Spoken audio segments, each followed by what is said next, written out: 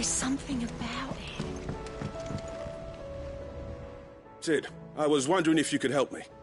It depends what with. A bearer, but recently freed from his bonds, is keen to join the Cursebreakers. As you know, the work we do is not easy, which is why we test every volunteer's suitability. I was hoping you could oversee this one's evaluation. I don't mind, but why this one? Because he wants to be a scout. Our ranks are filled with men and women capable of breaking chains and putting slavers to the sword. But scouting, we're few with the nose for that, which is why we still rely so heavily on Gav. And since he accompanies you on so many of your missions, I thought you might be better placed to recognize the traits in him that we should look for in those who'd fill his boots. Sounds reasonable. So you're happy to oversee the boys' test, then? One can never have too many scouts. Truer words, Sid. I'll let the initiate know that you'll be attending his trial, and that he is to proceed directly to Northreach in readiness. No time like the present, eh? No time like the present. I'll await you there.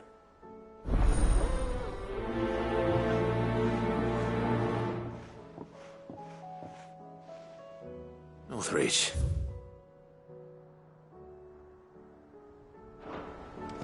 I don't suppose they could have chosen somewhere closer.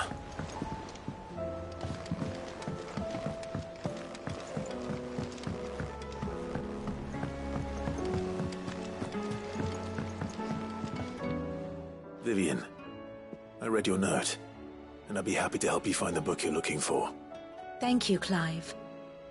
But tracking it down will not be easy. Are you sure? Please. You have always granted me your wisdom and insight whenever I asked. It's only right that I return the favor. Or at least attempt to. You are too kind. Alas, what I ask of you is rather more trying than delivering the odd lecture. I spoke with Harpocrates to see if he had any inkling as to where another copy might be found, but... But perhaps it is best that you hear the details from him. If you say so. Forgive me, Clive, for asking this of you. But this book, it set me on the path to becoming who I am today. Its importance cannot be overstated.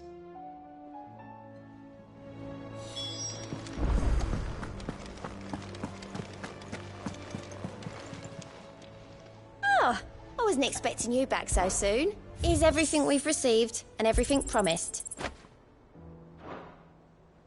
Come again. I may have more.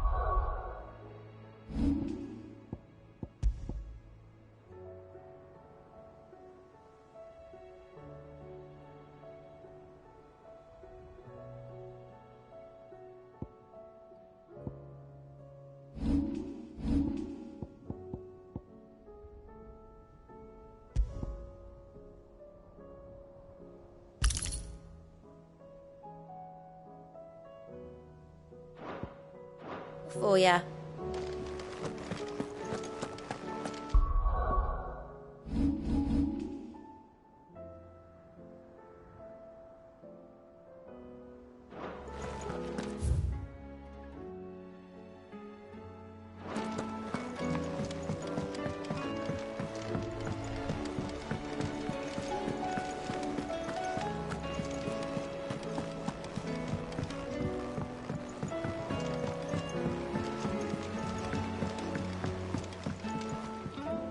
Sid, do you have a moment?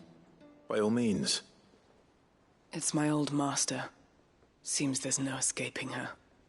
She found some way to send me a letter. And something else. Records from a Waluda prison. Seems they were keeping a lot of bearers there. How did she come by such a thing? Finding bearers always was her strong point, and it seems the cells of Balmung Dark are full of them. And even better for her, bearers with no one to look after them. When Ether started lapping at the walls, the jailers fled.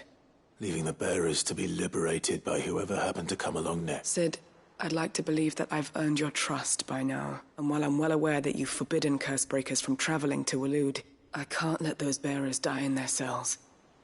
I'd rather risk shipwreck on the Shadow Coast than leave them to starve. We'll be needing the Enterprise if we're going to navigate the Narrow. Does that mean... I'm making an exception, but we travel together. And we stay no longer than we have to. Ash is an inhospitable place at the best of times. We save as many as we can, and we leave. Thank you, Sid. There was a name in the prison register. A name from my past. Chadwick. Another of my former master's protégés. A gifted soldier, and the closest thing I had to family. The thought of him held captive in that place. He must be very important to you. He was. Is. Then we find him. The entrance to the prison lies in the shadow of Ravenwit Walls, just beyond the portcullis. We should head there as quickly as we can. I only pray there are still bearers alive to save. As do I, Doris.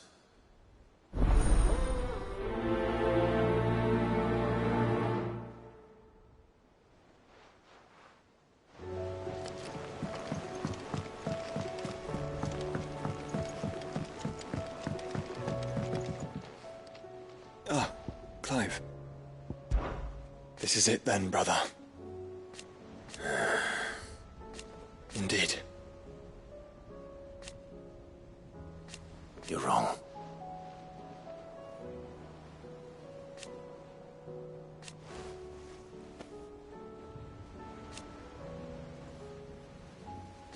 Of course. Joshua, what's wrong? And don't say nothing. It's... not nothing. I've received word from Cyril. The Undying have found Father's will, or something akin to it. His will? How and where? In the crypt beneath Rosalith Castle. After Kupka was kind enough to drive out the Imperials, the Undying took the opportunity to recover what relics of the Duchy yet remained. And in the process of doing so, they found a letter from Father. I'm surprised anything survived down there. Cyril asked that I join him in Tabor at my convenience. I have been meaning to go, but... would you join me? Of course. I want to know what's in that letter as much as you do. Very well. I am ready to leave when you are.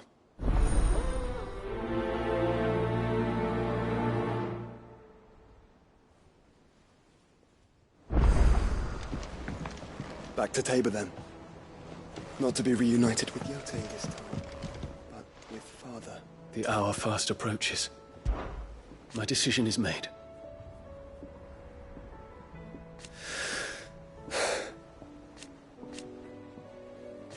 You said it yourself.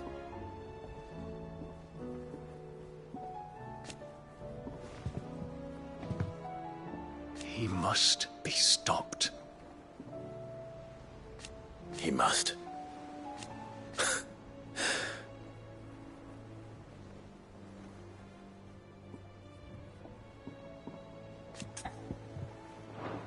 Make ready.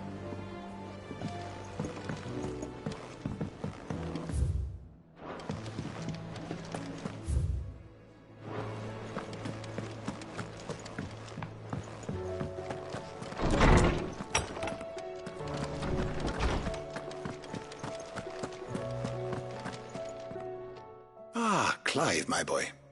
What a pleasure it is to see you. Harpocrates. There's something I need to ask you. I've been charged with locating a book called From a Distance.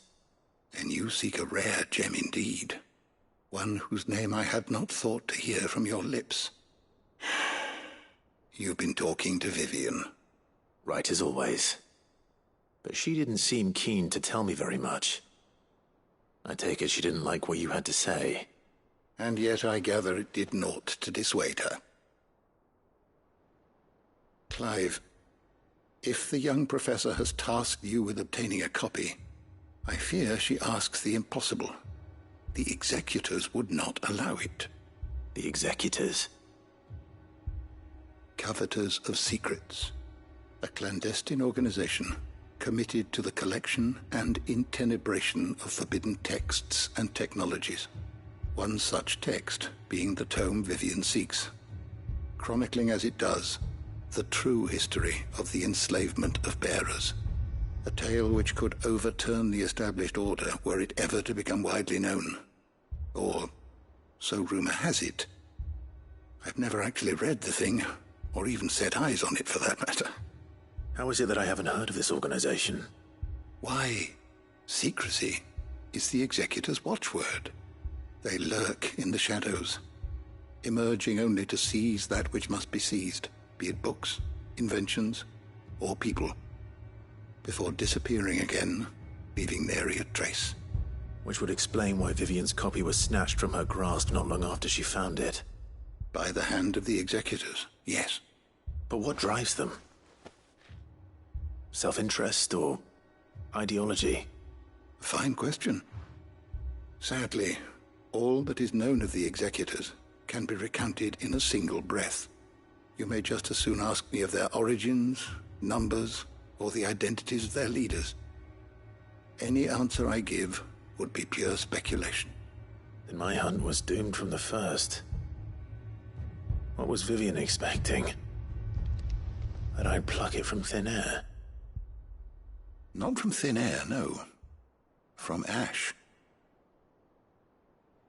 Rumors of the Executors are rife among the scholars of Storm, but rather less so across the Strait. I have a friend. Well, I had a friend in the village of Garnick, a collector of rare tomes, upon which subject we would oft correspond.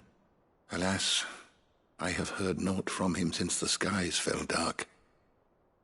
And no doubt he, too, has turned. But, though he did not mention it by name, it is possible that a surviving copy of From a Distance yet rests upon one of his many shelves, quietly awaiting discovery. If you were, by some chance, able to save even a single book from the poor man's library, I know his soul would rest easier. Very well. When I next find myself in Waloed, I'll be sure to pay Garnick a visit.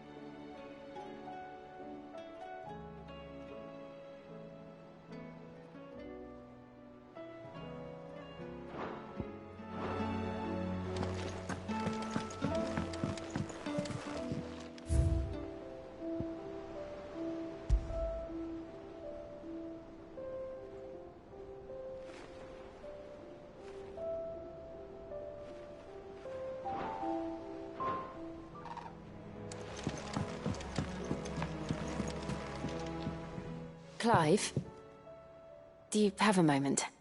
Of course. Always. I wanted to give you something. Is this? I stitched it from the cloth you gave Hortense. The piece she said you liked best. I told her I used to enjoy needlework, but I didn't think she'd remember. It's beautiful, Jill. You didn't have to. When I was very little, I recall my mother telling me that young ladies of the court would give knights ribbons from their hair before they went off to war. I still wear mine, so I made you this instead. Black is the color of eternity. It cannot be stained. It cannot be sullied. It is unchanging, unwavering, just like your resolve. And mine. Our resolve. May it never diminish. And may it ever bring you back to me. I will always, always be here. Thank you, Jill.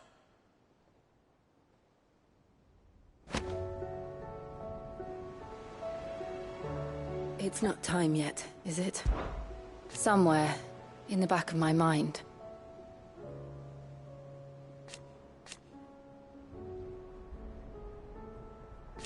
I know.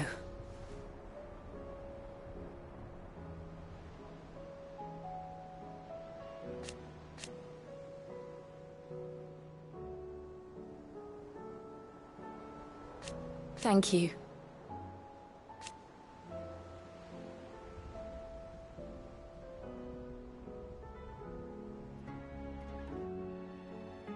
And so for now,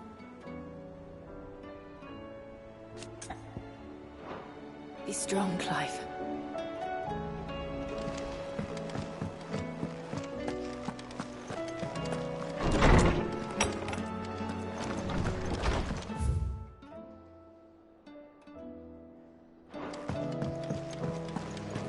First the skies, then the crystal. To what do I owe the honor? Crack the crystal. Not a very good one. But then...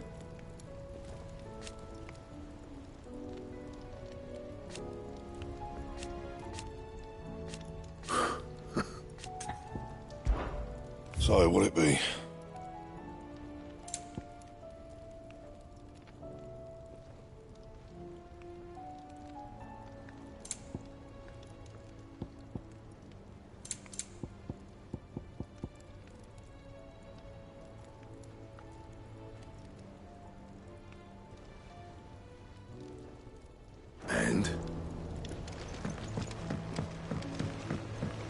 Say what you will, Lady Karen has seen her...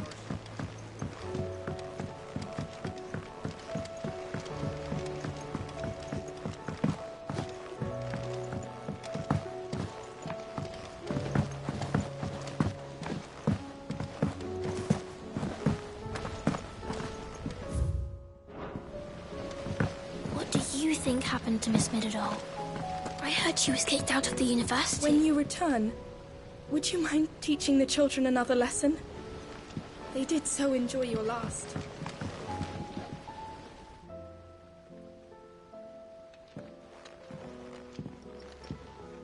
Sid! You have to help us! With what?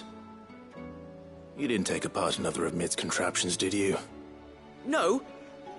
Well, yes. But that's not what we want to talk to you about. It's Miss Midadol. She's been acting strange. Very strange. She's barely ever around. When she is, she acts like we aren't even there.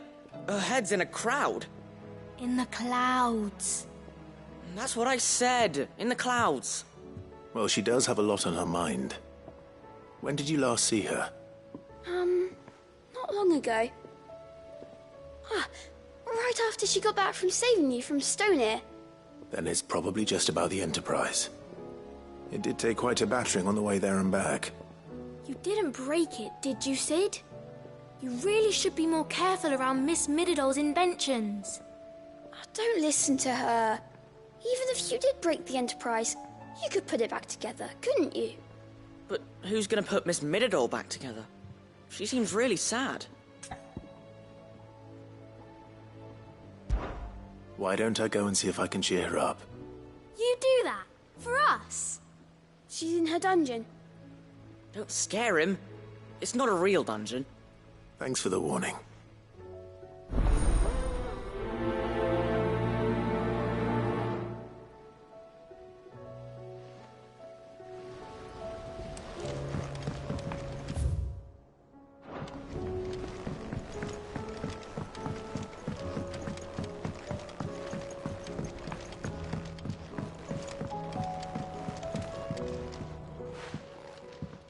Mid, if you have a...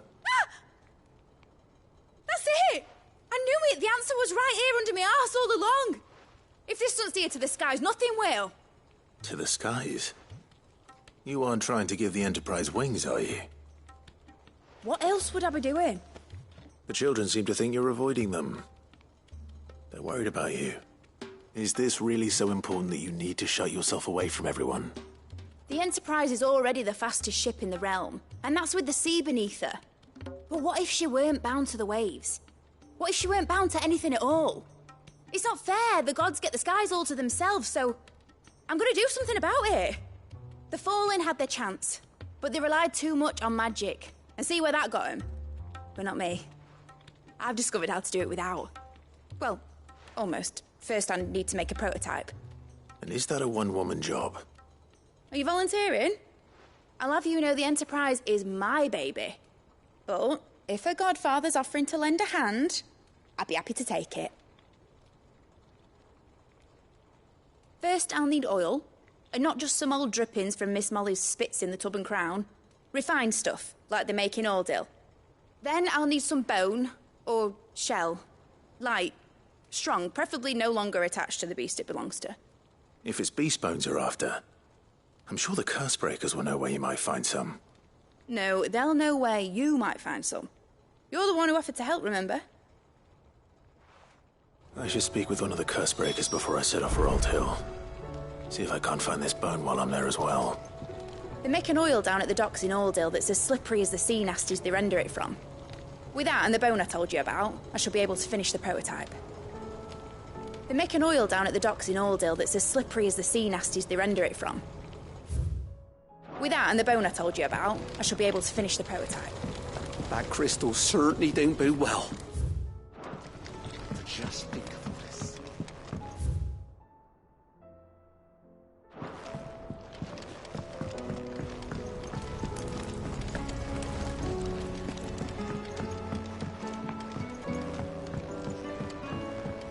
Has Midadol mentioned a new project yet?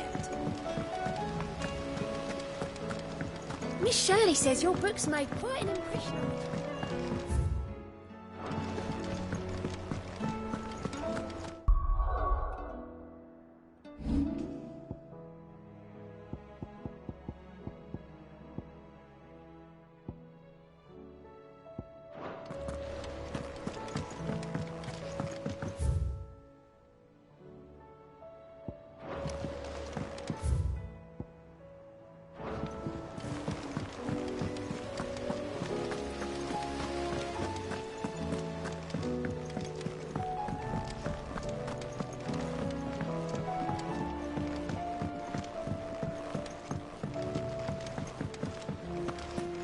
I will not let them be forgotten. Sid, may I have a moment? Of course. It is an honor to My name is Herman. I wish to be deployed to Ash. No. The lands across the Narrow are too dangerous. I will not send good men and women to risk their lives needlessly. Why would you want to go back? I need to retrieve something. Something important. I was raised in an orphanage, or rather, it was not a place of nurture. It existed. We were tortured until we feared no pain, and few ever survived long enough to become tools of the last king. I can't imagine. I lost so many. But they must be remembered. They cannot fade away. Faceless, the Institute was run with military precision. Every child measured, every name recorded, every death logged with meticulous care. Sid, allow me to travel to Ash and recover the registry so that my brothers and sisters might live on. You were a good friend, Herman. But the fact remains that Ash is simply too dangerous. Sid, please. Even should it cost me my life. Too dangerous for you, Herman. But not for me. I'll go to Bad Bach and find the registry. You will? I won't let you risk your life. I don't know how to thank you. You can start by telling me where I'll find this orphanage. Vida Grace. Hidden in a forest, overlooking the plains. All right. I'll see what I can find there. May the mothers guide you.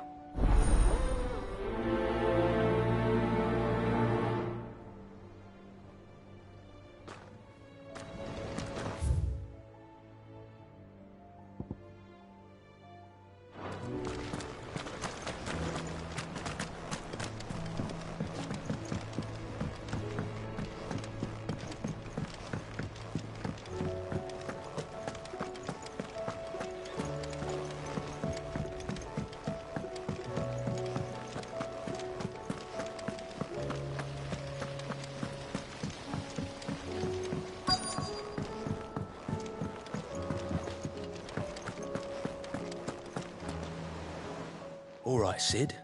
Come to buy us around, have you? Only if you earn it. Mid needs a piece of light but durable bone for her next project. You've encountered your share of beasts on your travels across the realm. Any ideas? Most bones are the same. Whack 'em hard enough and they'll break. If it's durability you're looking for, shell will serve you better. You know what an adamantus is? I do. And I know to give them a wide berth. Will any old adamantus do? Well, with shells, the older the harder. There's a rumour of an ancient adamantus down in Karava, near Old Bidza. Or what's left of the village anyway. But don't expect to make quick work of the bastard. There's a reason it's lived as long as it has. I'll keep that in mind. Thank you.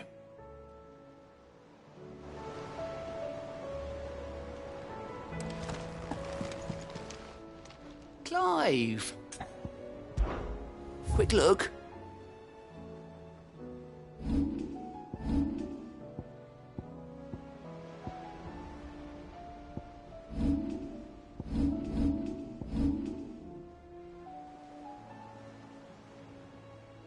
Always something in there.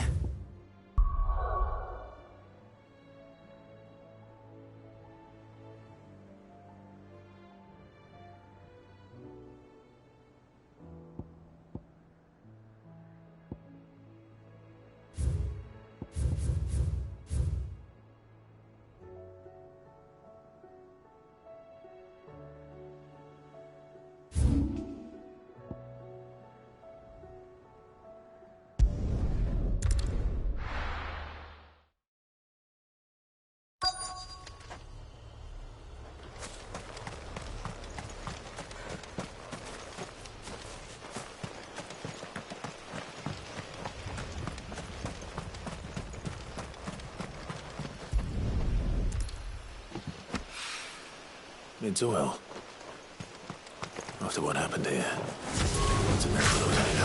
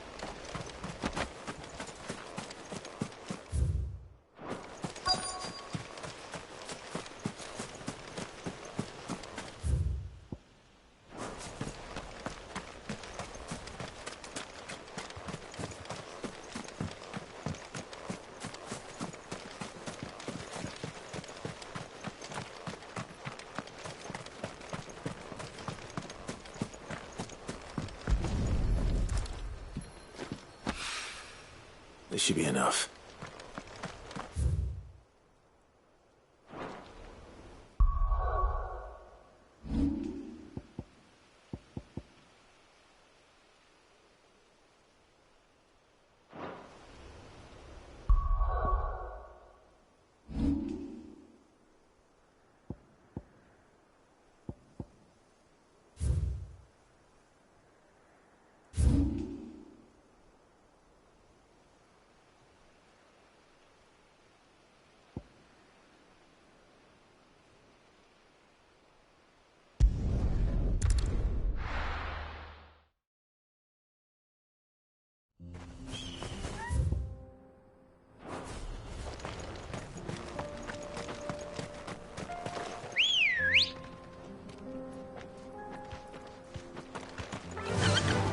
Fly, Ambrosia.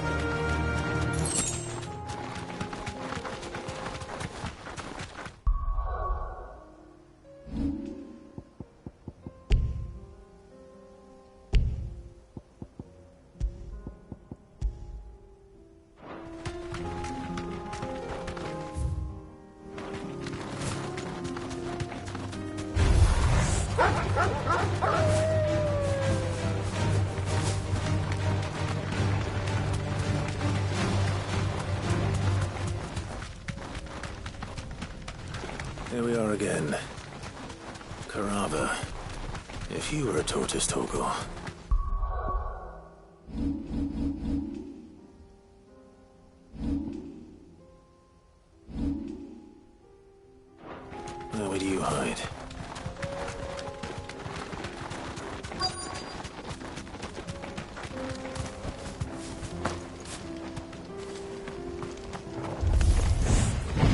like we found him.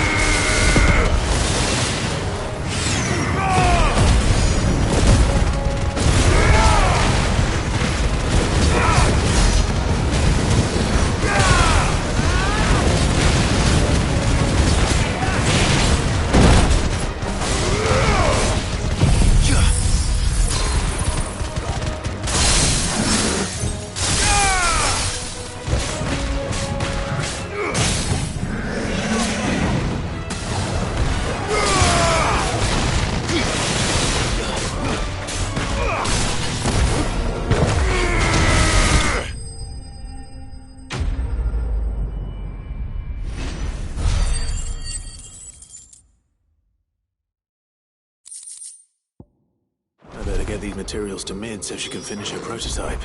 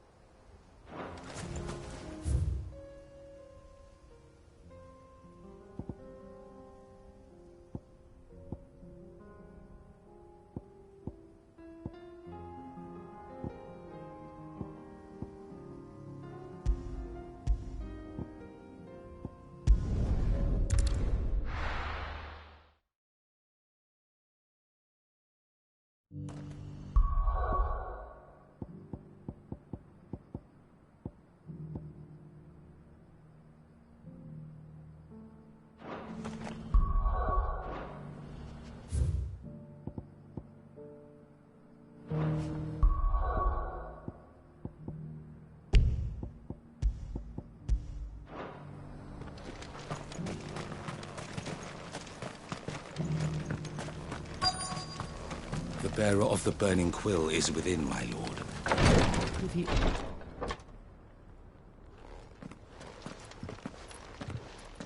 Your Grace, my lord, I trust your journey was not overly onerous. Cyril, you found a letter from Father? Yes, I have it here.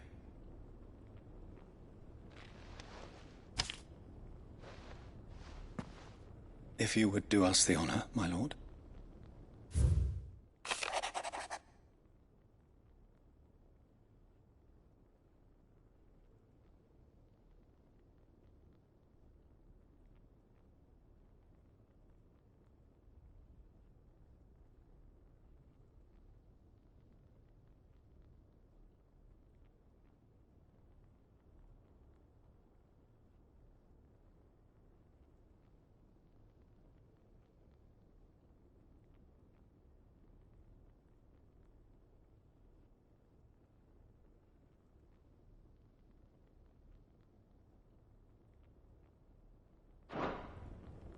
An inheritance. It would seem the late Archduke penned this missive shortly before his passing. The day before we left for Phoenix Gate. What are these plans he spoke of? His plans for the Duchy, Your Grace. Your father entrusted them to my predecessor, the former bearer of the Burning Quill, who entrusted them in turn to me. The complete emancipation of bearers is their stated aim. But your father's dream did not end there. His Grace also spoke of building hospices to care for those stricken by the curse, and the founding of a new university to further the development of non-magical technologies. With the blight spreading ever more widely across the Twins, Archduke Elwyn saw this as the only means of securing Rosaria's survival. He wished to see men and bearers treated as equals. To see centuries of common wisdom overturned. Small wonder he did not think it achievable within his lifetime. But he thought it achievable nonetheless. Had he not, he would never have written this message. Nor would he have entrusted his vision to his most faithful aides, those who would have stood with you, shielded you from the machinations of the less benevolent personages at court. It's a pity only they are still with us. 'Tis true that those most loyal to your father were the first to suffer the Duchess's wrath.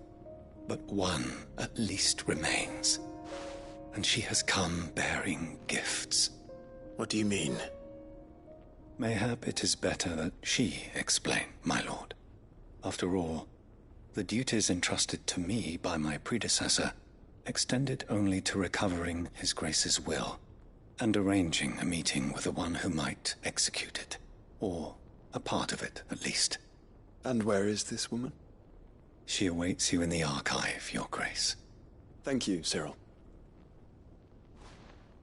Shall we then?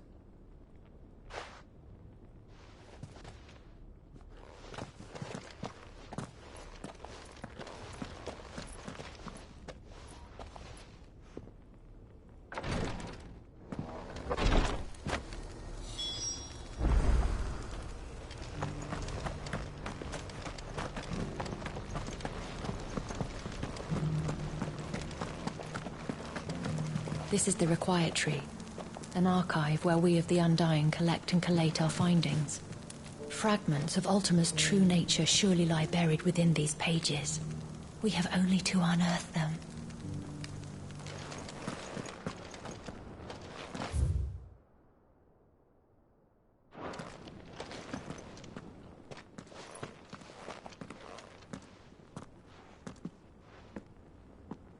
My lord, Your Grace.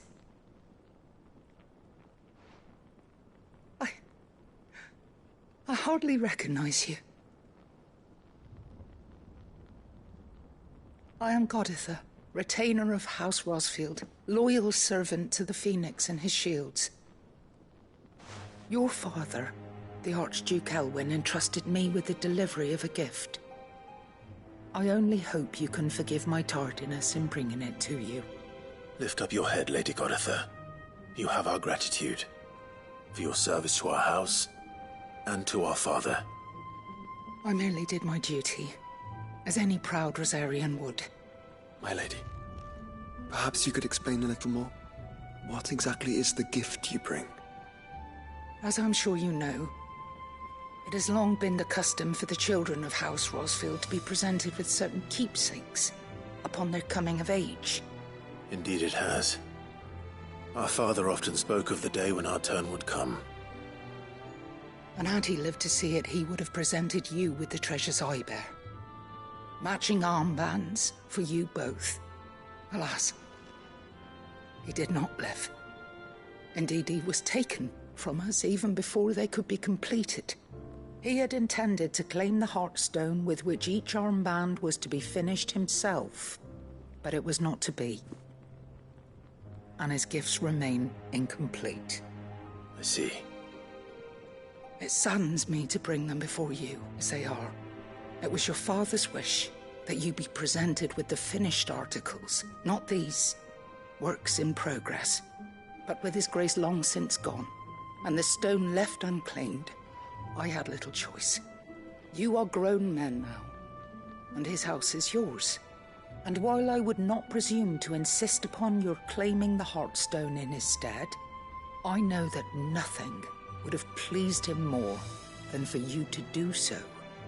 Thank you, Lady Goditha. What say you, Clive?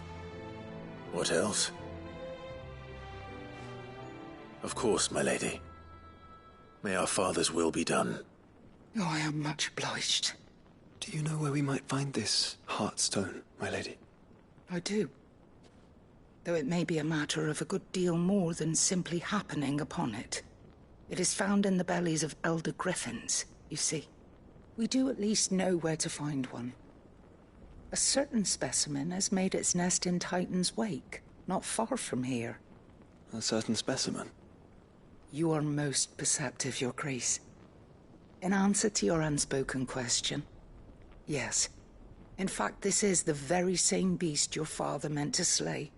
I have been tracking its movements since you were but a boy. Were you to slay it in his stead, as men of House Rosfield, it would surely make your father proud. What say you, Joshua? What else?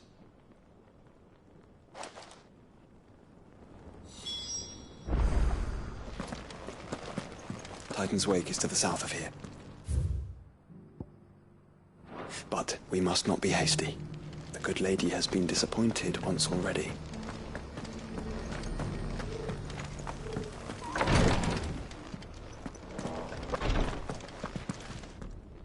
Lord Marquis, if you... What is it, sir? One of our brethren, he sent an... Was he No. And by gaining... And so you... Fully, I entrust, though, yet, for as you... But Ash is a big... Perhaps Mickleburg was it. It lies, if aught... Right. You are much to go, then.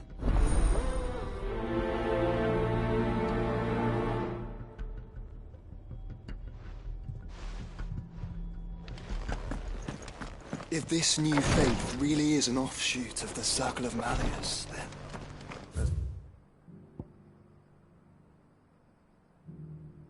Concentrate on finding the third chair first, shall we?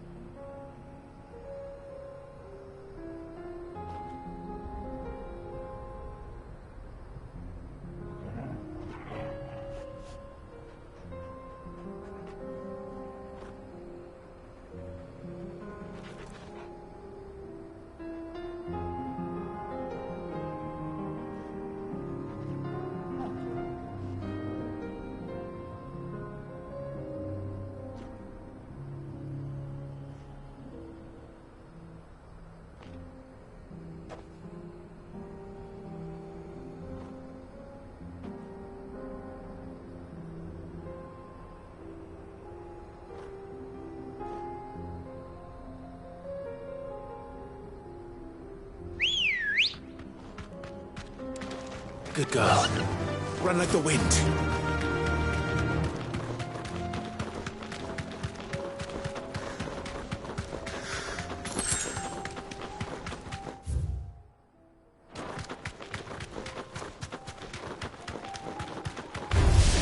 Don't get surrounded.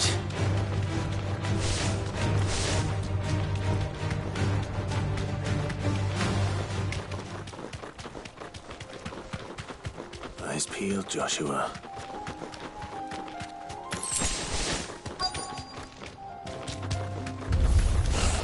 There it is. For House Rosfield.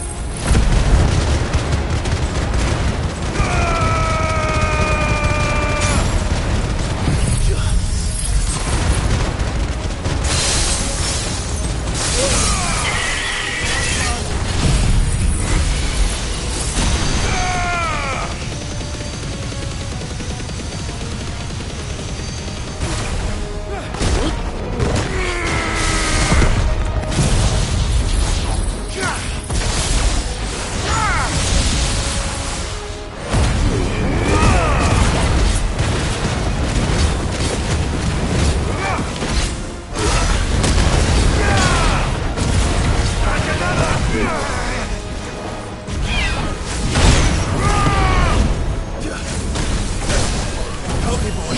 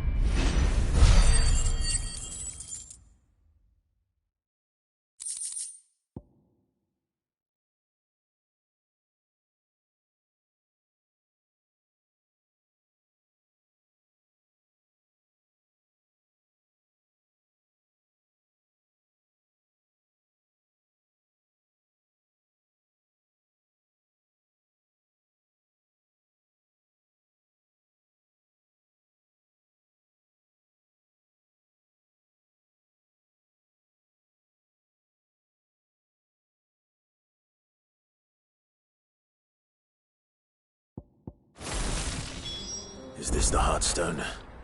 I expect Lady Goditha will know.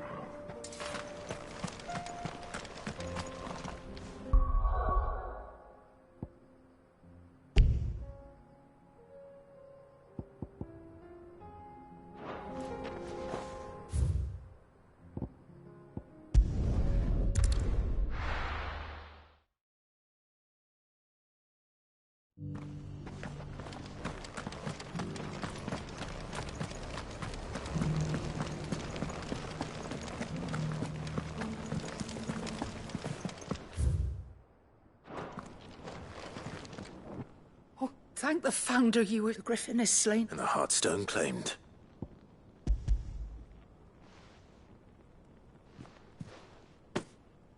Yes, this radiant luster like frozen flame. It is just thank you, my lord. Your Grace. Your father would be so proud. Lady Goditha, the lapidary is ready. Thank you, Cyril. I will be with him shortly. If you would excuse me, I shall have the stone cut and set forthwith.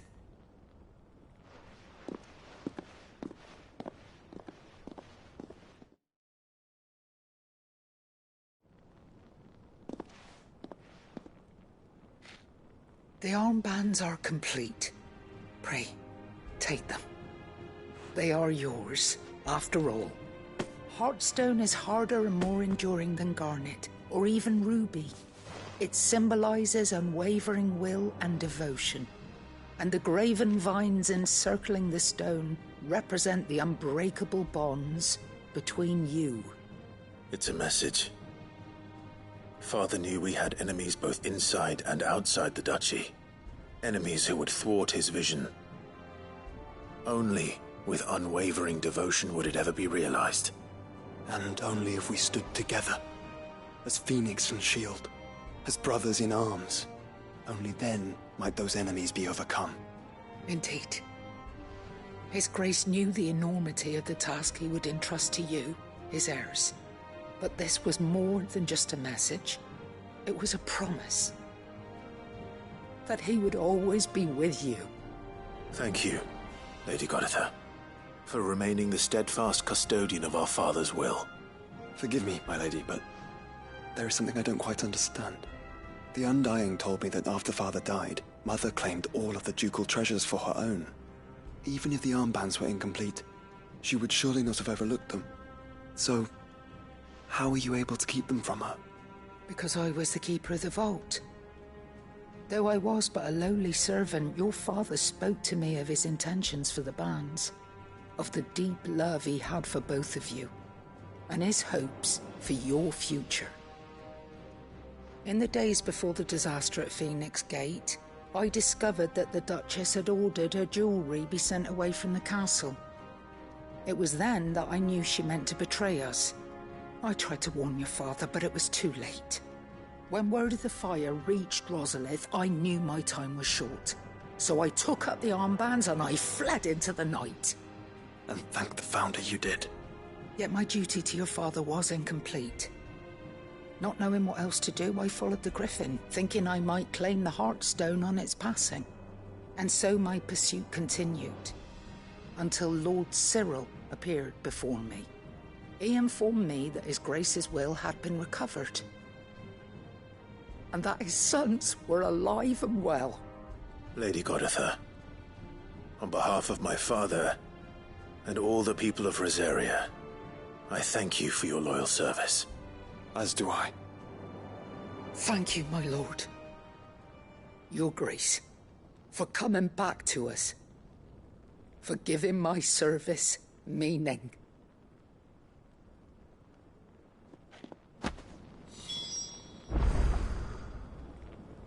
I remain your faithful servant, my lord.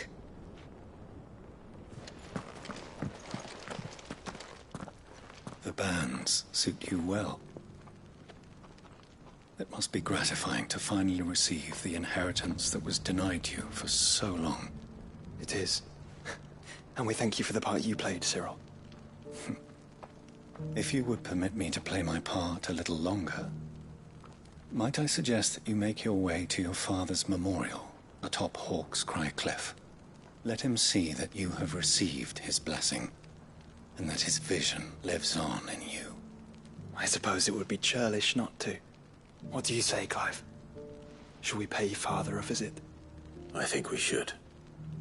I was hoping to be able to offer him my thanks before we left for Origin.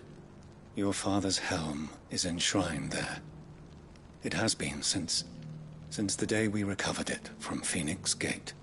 I prithee claim it, for it too is a part of your inheritance, and I do not doubt that your father would prefer it in your hands than perched upon some lonely rock.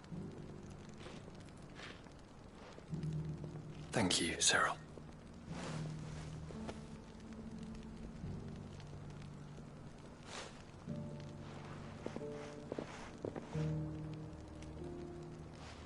Come on, Clive. He's waiting.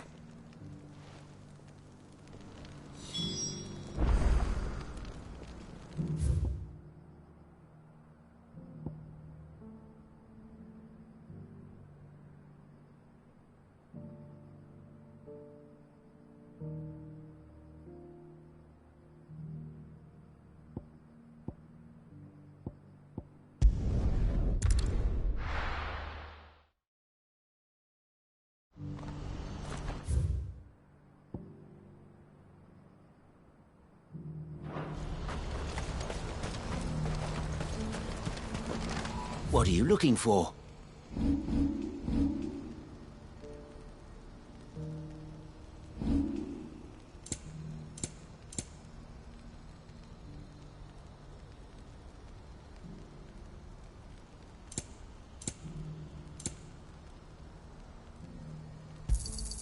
A fine choice. Farewell.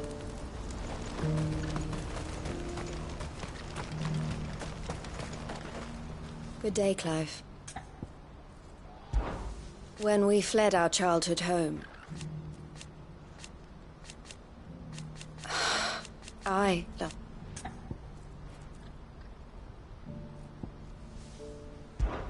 Did I tell you that was what he wanted? No matter. The Crimson Cap. It is our job. Take care of yourself, Clive.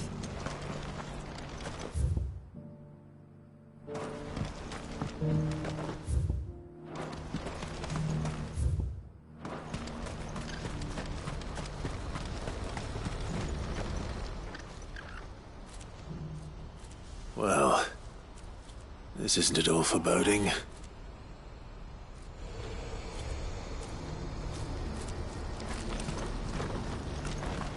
Do you see that too?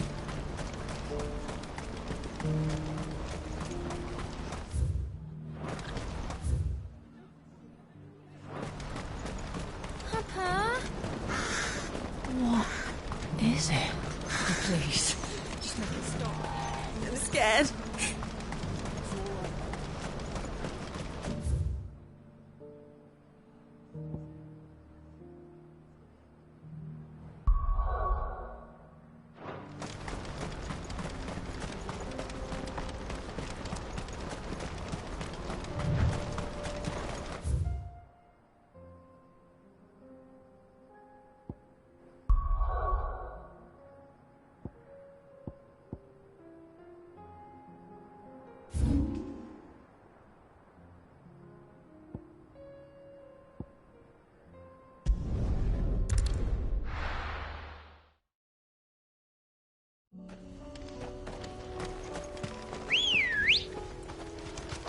Let's go.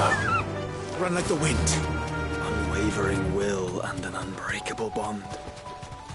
Do you really think we're strong enough? Save the world? Of course. To have overcome Father's political enemies? Of that I'm less certain. Especially knowing what we know now. What Mother was truly capable of. But perhaps these bands would have helped. Knowing he was with us would have made all the difference.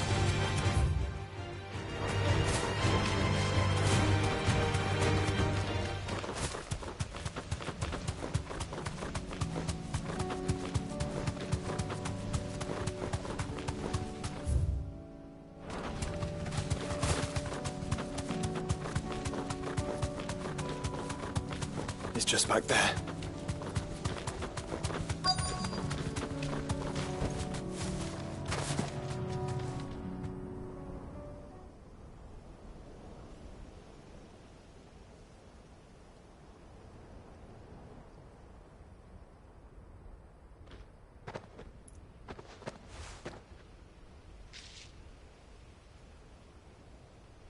Father always fought for what he believed was right. It wasn't until that night at Phoenix Gate that I realized I had never fought for anything. I always had someone else to do the fighting for me.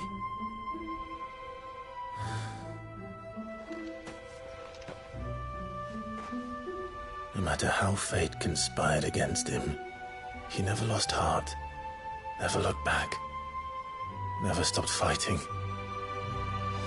To me, he was the greatest of men. And I've been trying to live up to his ideals ever since.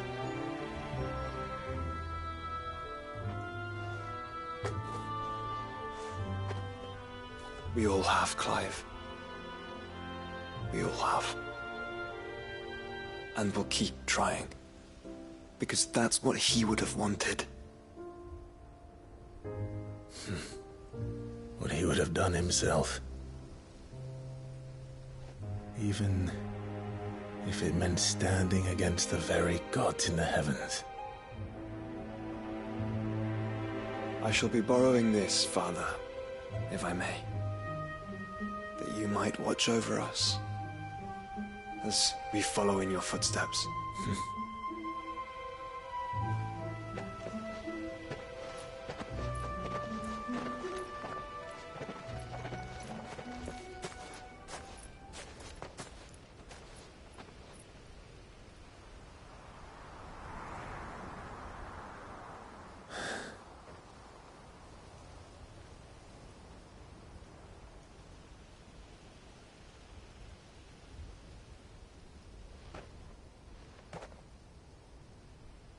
We won't lay you down.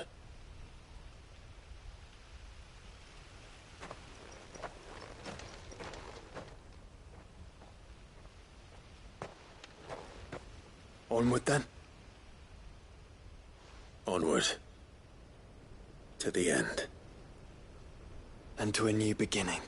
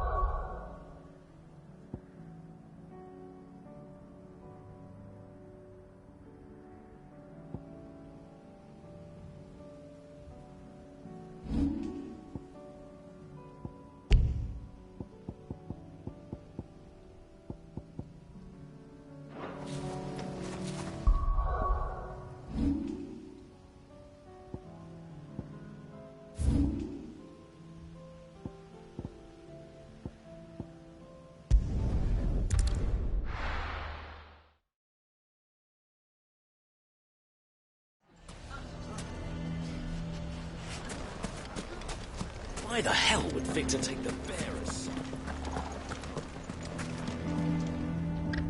Here to help me pack? Thanks, but I'll be traveling light. I'm almost finished already, in fact. You're really going to go through with this, then? I am. But before I go, there is one small issue I'd like your assistance with. If it's within my power to help you. It's the children. I refuse to let them share in my disgrace.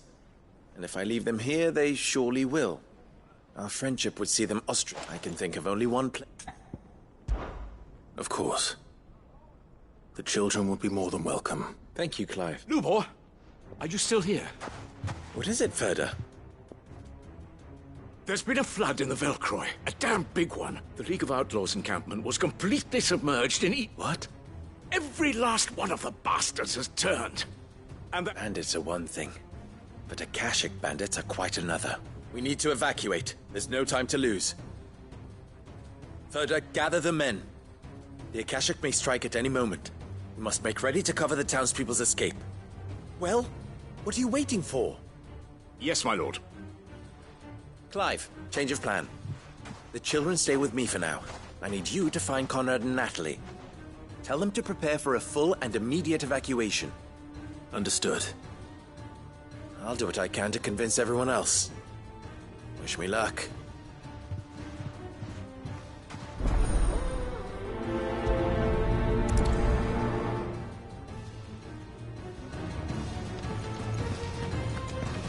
What's an You have to listen to me. They're coming. Why do they always have to make such a... Huh?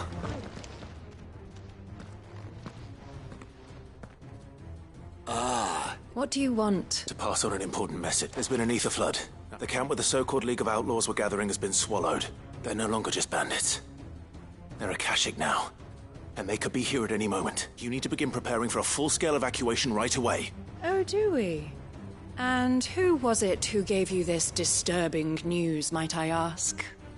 Lubor, perhaps? The man you may believe his lies, my lord, but we know better. But why would he lie about something like this? Some twisted attempt at revenge. If he had not been unmasked, he may... A great honor for one of his kind. One he might well feel... Lord Underhill, forgive me, but it has become all too evident where your sympathies lie. Lubor cannot be trusted, and neither, therefore, can... You may not trust me, but for the sake of your people, ask yourselves if there is any chance that this is true. There isn't. You can be certain of that. Now be off with you. You're making a mistake. Come, Clive.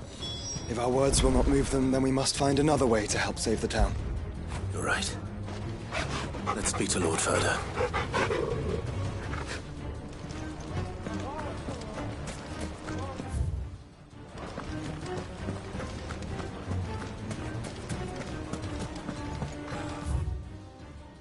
I think we'd better shut up shop for today. What's Lubor raving about now?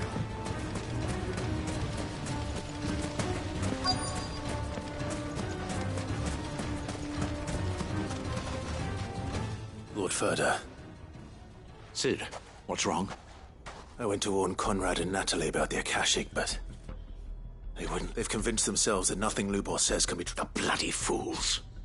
Which means the town guard can't be counted on for support. But I can. If there's anything I can do to help you defend Dalamil, you only have to ask. I appreciate it. Cid! Ferda! Victor? I thought you'd left. I couldn't abandon a friend in need, and Lubor is in need at this very moment. Come.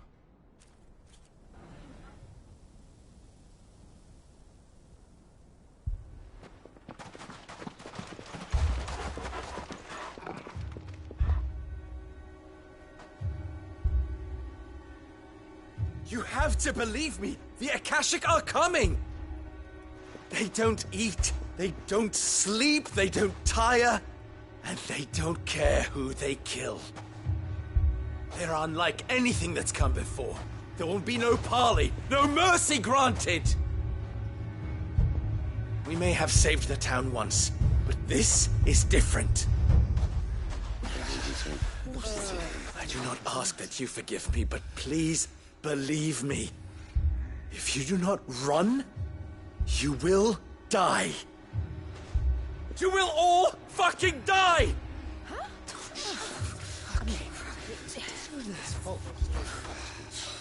You'd like that, wouldn't you, bearer? Yeah, with us out of the way, your kind will be free to claim Dalamil for yourselves. You should run! Run, bearer! Yeah, run! Run! Far away! Run! Just go on! Yeah. Yeah. Yes! Go! Come on, then. Go on! Go! Just go! Lubor. Wait. Someone's coming. Go. Come on! Stop! You're hurting him! Ah! Ah! Oh. Oh.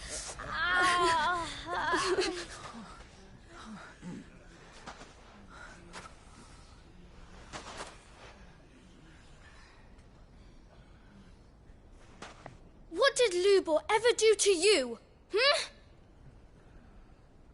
He solves all your stupid problems, and he keeps all of you safe. You know there's nothing he wouldn't do for this town.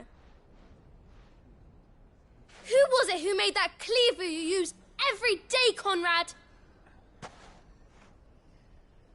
And what about your counting table, Natalie? Who fixed that? Whose men make sure the streets are clean so all your boots don't get dirty?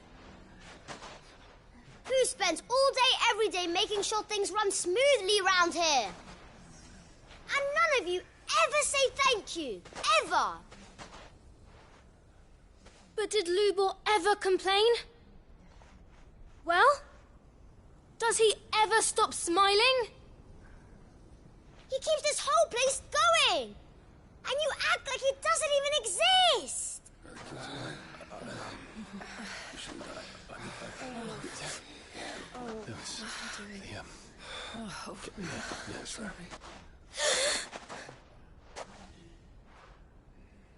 Lubor, we've heard enough. Wait! We will not run. The town guard will not abandon the very place it is sworn to protect. And I will not give up for lost the stores that we labored so hard to fill.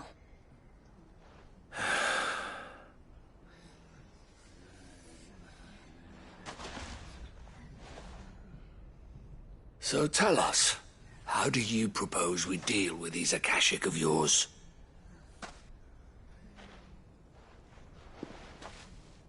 We won't run, but we will fight.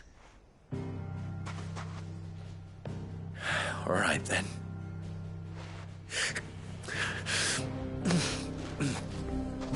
Fine.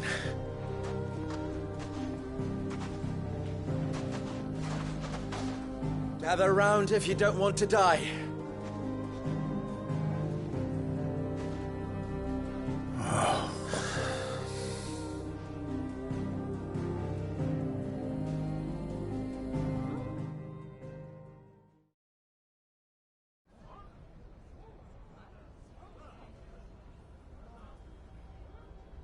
Allow me to explain the situation.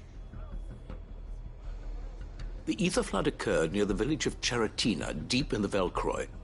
The place had been abandoned for years, until the League of Outlaws decided to make it their base of operations. Now they're all turned, and if the scouts' reports are correct, heading in this direction. They are mindless monsters, driven only by hate and rage. And they are utterly unpredictable. With the bandits, we at least knew how and where they were likely to attack. When these creatures come, Dalamil will have the bitterest fight it has ever faced on its hands. The town guard will muster at the north gate. The rest of us will take the south. Both forces will provide men to serve as scouts and messengers, ready to spread word of the size and nature of the Akashic force as soon as it is spotted. And as soon as it has been, we will converge on its position and see that it is driven back from Dalimil at all costs. Conrad, can I count on the support of the town guard? Always. I leave the selection and coordination of the messengers in your hands, Victor. And the command of our men in yours, Ferda. If you would both be so kind. Consider it done. As you wish. Natalie, I would ask that you and your people have the townsfolk barricade themselves inside the bathhouse. And tell the merchant not to waste time securing anything beside the essentials. Preserving life is our one and only concern. As long as we survive, it doesn't matter what trinkets we might lose. Our riches can be regained. And if anyone doubts that, let it be known that the Briar's Kiss stands ready to cover any losses. Very well. I shall tell them. Where do I fit into this plan? Where else but the most perilous place of all? I would like you to travel to the home of our erstwhile League of Outlaws, Cheratina itself. The main host is most likely still there, and Dalimil will not be safe until it is eradicated, root and branch. A little gardening. How pleasant.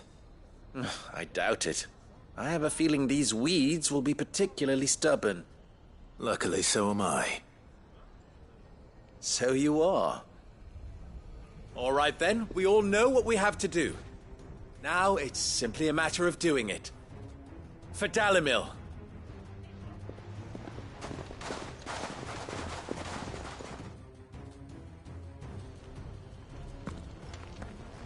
Looks like everyone's ready. I'd better not keep them waiting.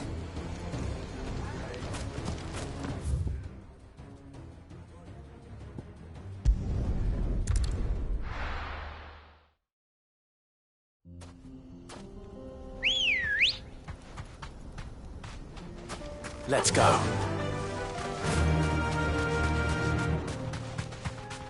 There it is. The flood. But what's waiting for us inside?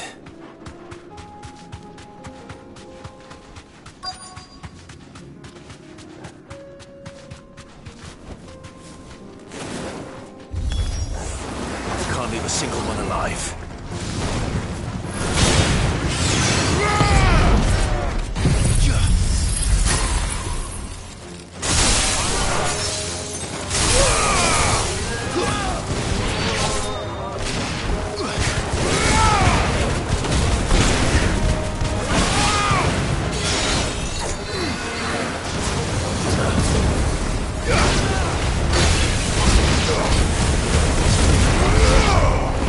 Yeah!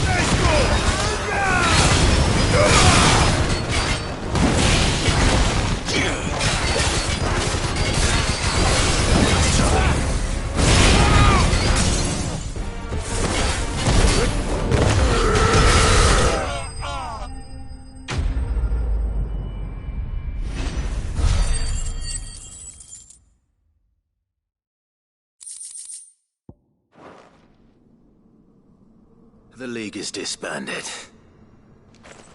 I should get back to Dalimil and see how the others fared.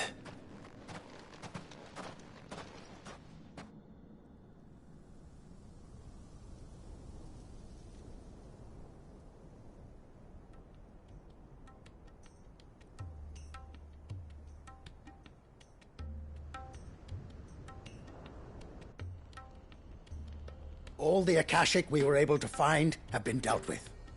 Seems that might be the last of them. Last of them here, perhaps. Lubor, Sir Clive has returned. Clive! What news from Charatina? It's done. Root and branch. I knew you wouldn't let me down. Thank you, my lord. Friends, the Horde has been driven back. The Akashic have been defeated. And we need not fear the arrival of any more, thanks to Clive. Victory is ours. We bloody did it! We saved Dalimil. Lubor, allow me to apologize. After all you have done for this town, we should never have doubted you. But we did. And for that we are truly sorry. We only hope that you can forgive us. We need you, Lubor. Dalimil needs you. So, if you would still like to be considered for the position of mayor, you have our backing.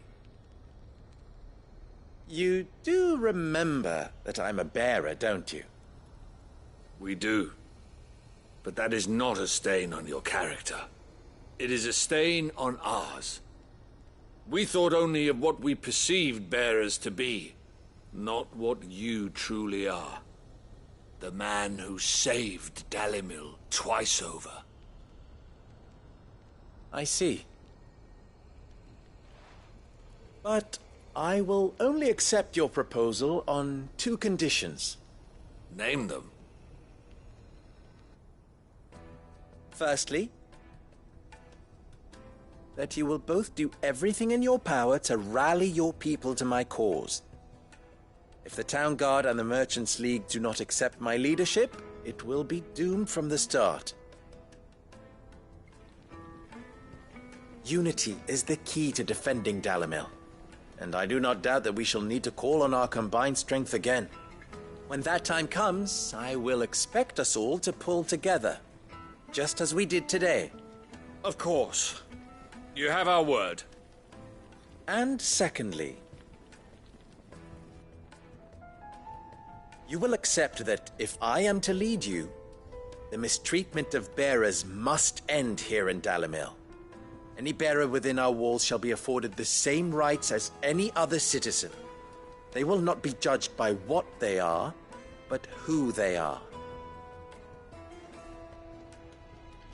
As we failed to do, and came so close to losing everything. We agree to your conditions. And we have only one in return. That you continue to work for the good of Dalimil, as you always have. Condition accepted. Well then, it seems my mayorship is all but confirmed. Do I get some sort of special hat?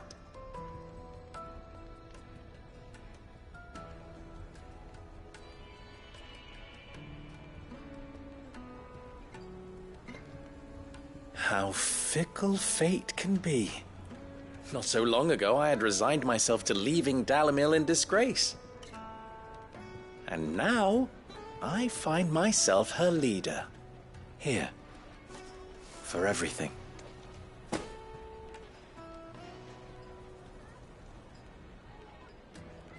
Lubor.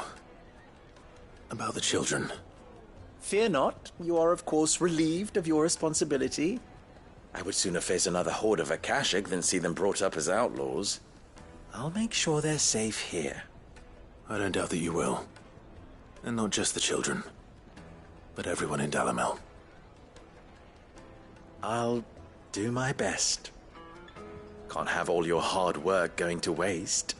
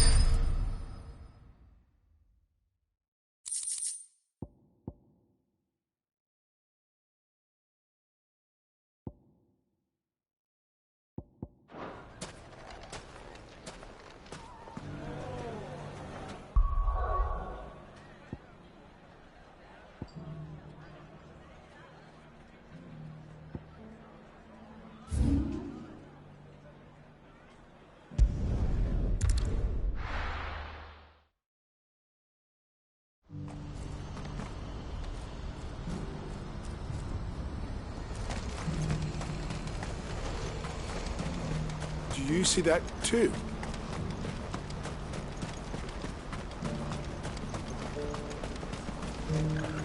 Papa?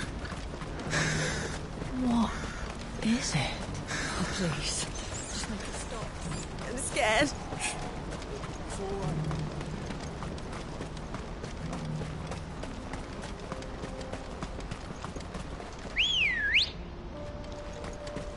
Ready, go?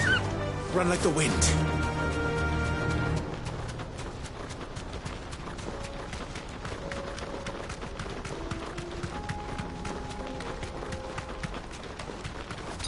I needed that.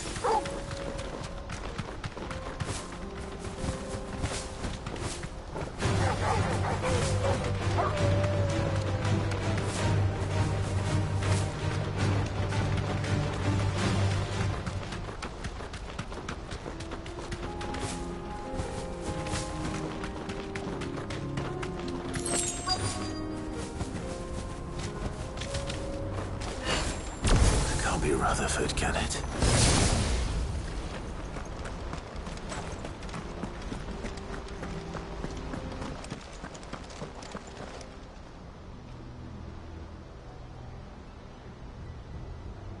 Turncoats and cowards, the lot of you! If it's a fight you want, it's a fight you shall have! Allow me. I don't need your... Please, Field Marshal, oblige him. This won't take long. You're right. It won't. Men, finish him. Let there be light!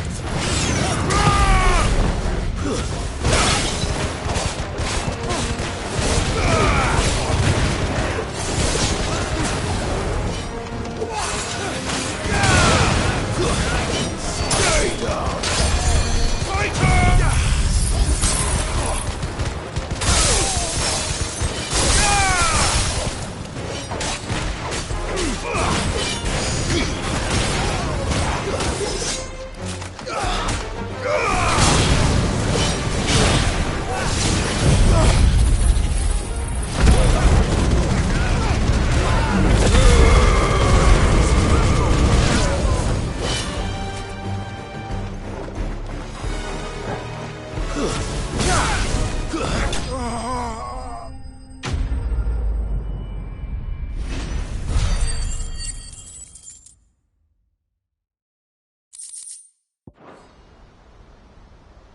A little longer than I'd have liked.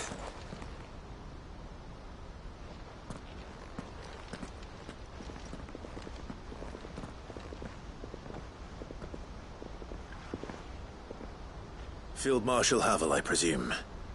Are either of you injured? No, my lord. You arrived just as our escort turned on us. Fucking traitors. I'd heard reports of soldiers in the outlying regions abandoning the oaths they swore. But I hadn't thought the corruption had reached so close to the heart of the Republic. It's a fucking disgrace. Your interfering old bastard of an uncle tried to warn me, of course. My lord Marquis. Or is Sid the Outlaw more to your liking? Call me what you want. It doesn't change who I am, or the urgency of the message I bring. My uncle has a plan to right the realm, and he needs your help to see it through. Before I agree to anything, I'd have you answer one question. What do you stand to gain from all this? I won't deny that I might benefit from further chaos. But I seek a new beginning for all of us. And while the choices I've made may not always have been the right ones, I know I made them for the right reasons. For so long, so many of us have been told how we could live, how we could die, when it should have been our decision all along. Now we have a chance to put things right. But in order to take it, we must stand together. Even if it be beside those with whom we don't see eye to eye.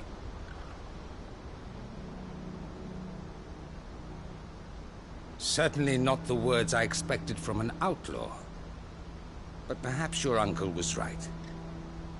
You are no ordinary outlaw. I'll never hear the end of this. All right.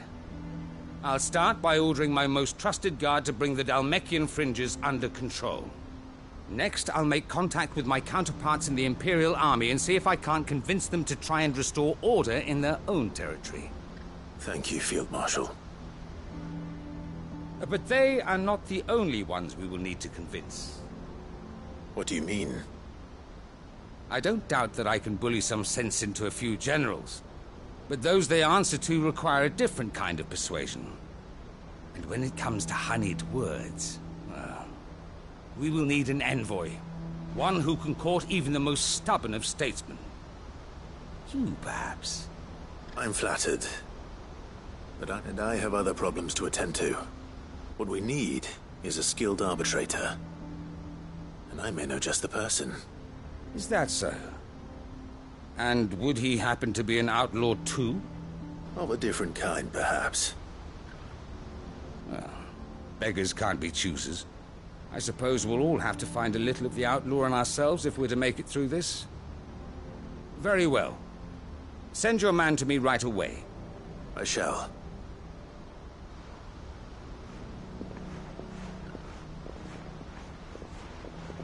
My Lord Marquis.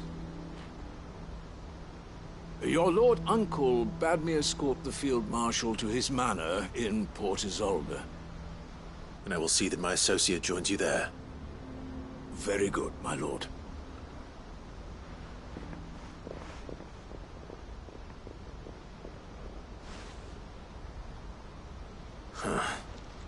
An envoy. I'm not sure I'm the man to talk anyone round. I can barely convince my brother to take his medicine. No. This is a job for someone with experience. Someone like Quentin. I hope I can convince him at least.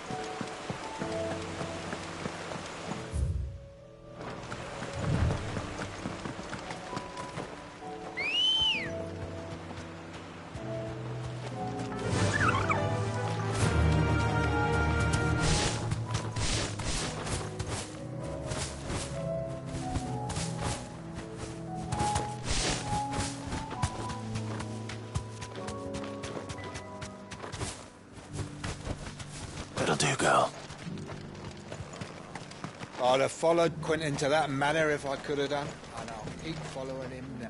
Quentin, I have a proposal for you. Do you now? Something tells me you'll be asking more of me than a cask of Gotand gold. Go on, then. Propose.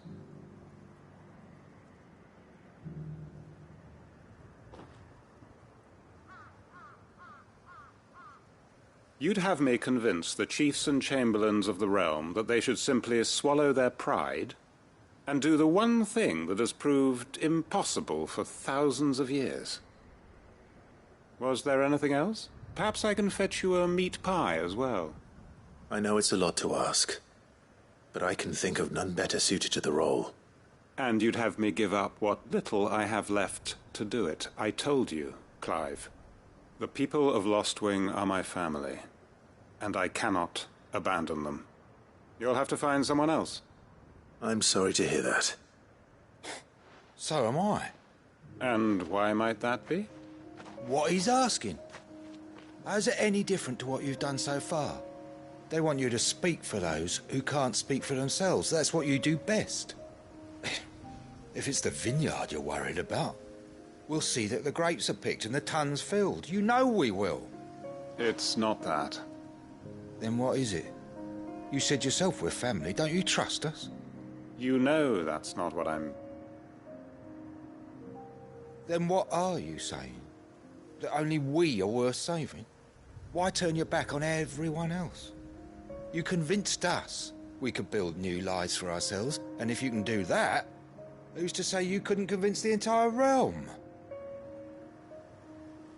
A stirring argument. I fear that any rejoinder I make might fall somewhat flat by comparison. So you'll join us? Where do you need me?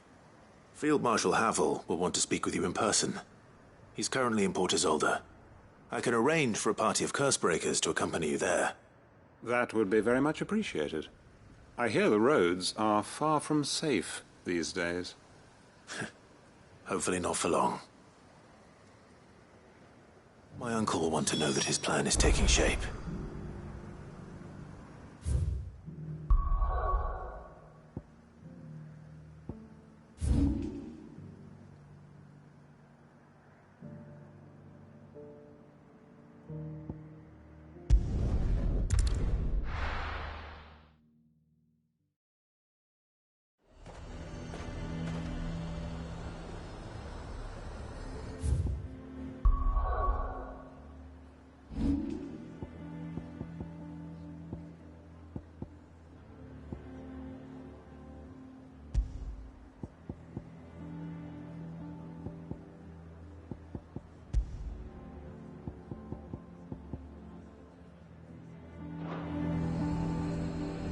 Nazaire might at least have mentioned where in North.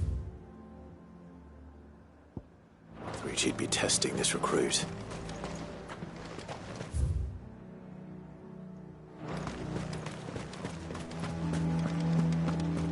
What does the dame have to say about it?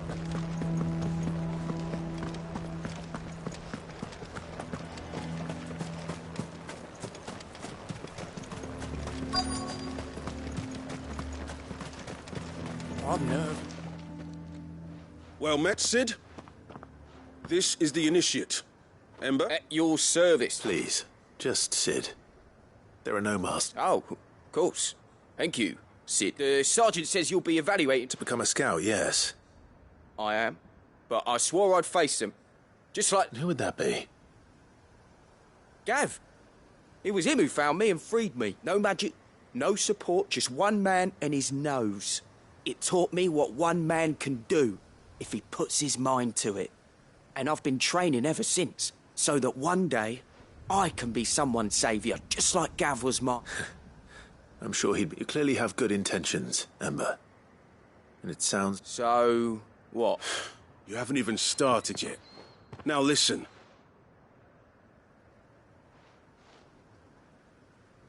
Not far from here is an Imperial lookout. Eastwatch. And bring it here. And bring it here, right. No. Sneaking into a heavily guarded Imperial outpost and stealing the logbook would be quite sufficient. You'll need to assess the situation, determine a point of entry, all without being discovered, and... Ember, Gav isn't our best scout because he can do everything. It's essential that you know your limits. Know my limits, right. I won't let you down.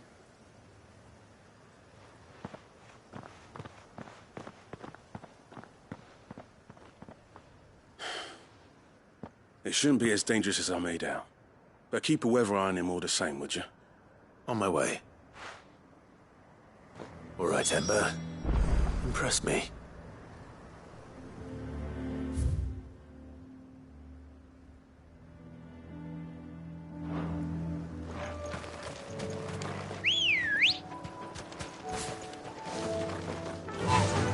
Yeah!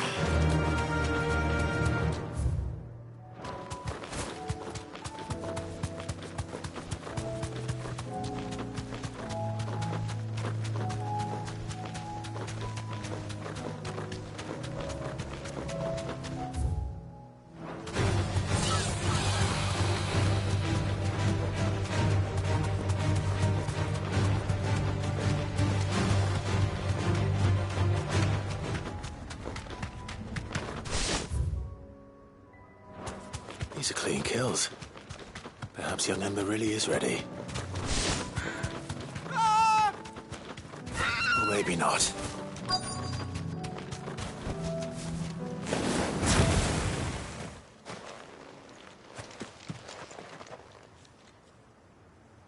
Damn it. Ember, draw your sword! I can't! Then run! If you want him, you'll have to go through me.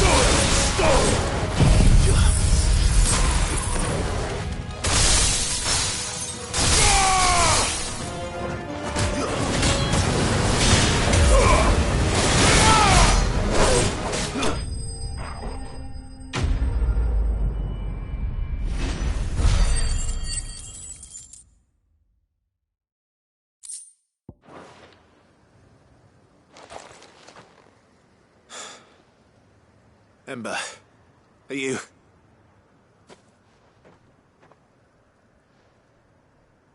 Gone. Of course. Scouts really are a rare breed. Back to Northreach it is, then.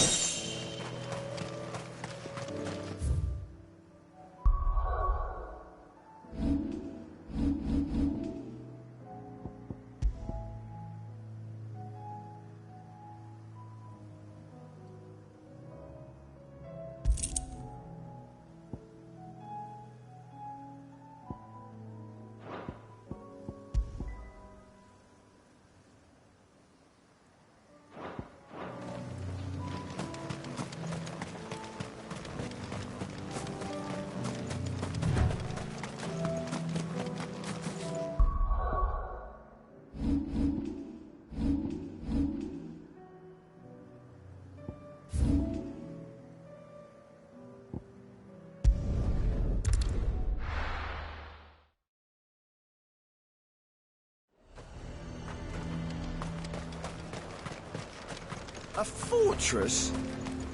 And who'll pay for that? Who do you think?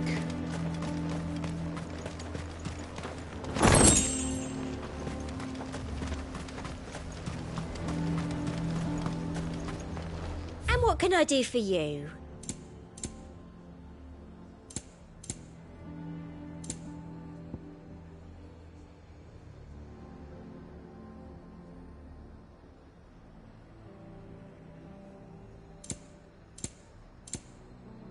And a fine, fine day to you.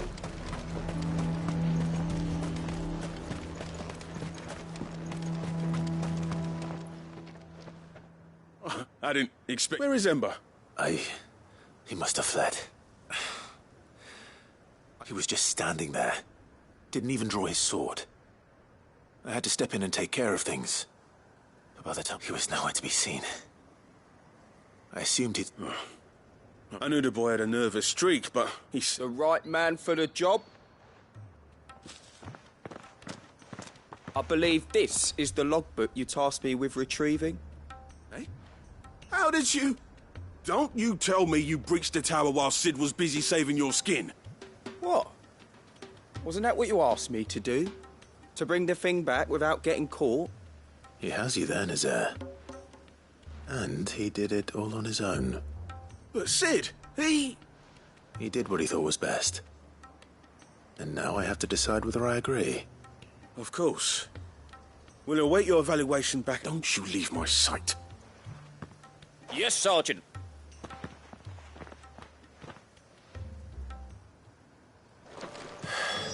This won't be an easy decision.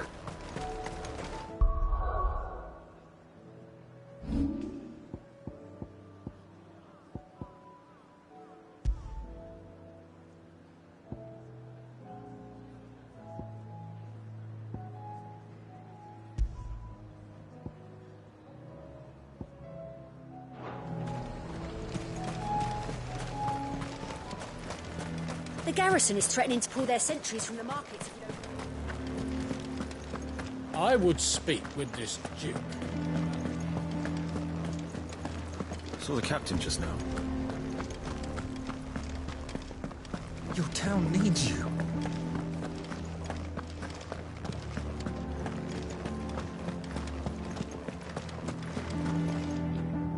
Do you have a moment? What is it? It's the Duke. Unsurprised.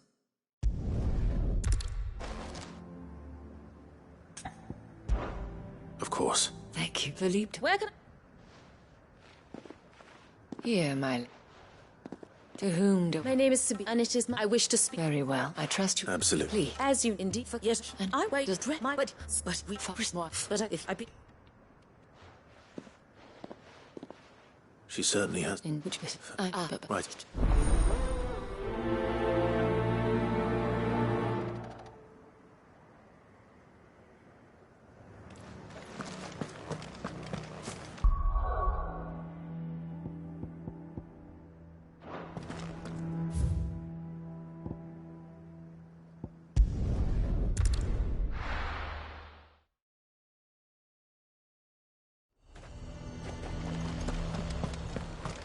He'd have our coin, our stock enough. So you are content to abandon... Please, if you were... That's not... Even... Thank...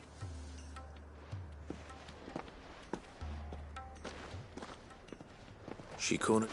Could hardly get a word like she... Hoping. Anyway, right, we've... see, we have... Right. You know, thank you. I'll look...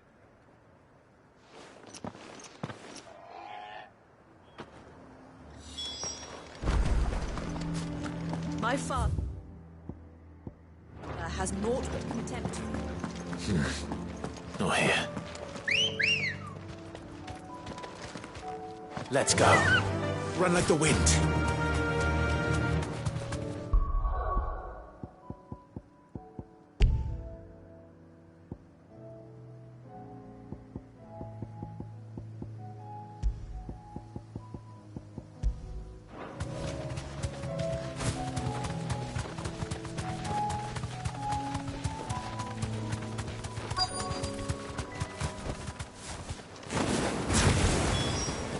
Damn it.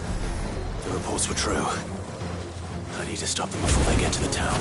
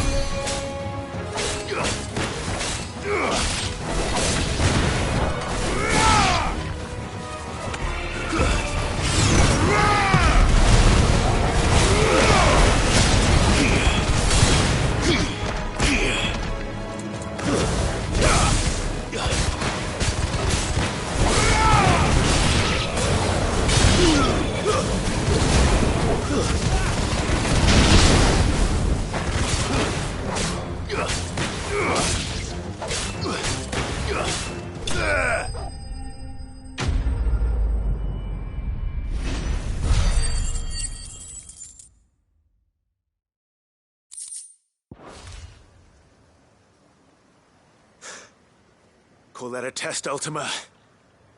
Clive, it's me. Are you all right? Yeah, I just... Well, that's the what we might be... Do you have a... Some. You? What do you... Lester. What? I'll do it. Be careful. Don't what?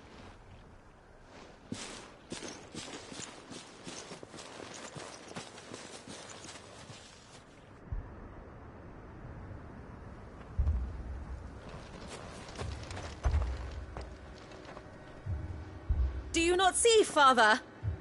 The people of Northreach have given enough, and only a fool would ask for more. Listen to me, Sabine.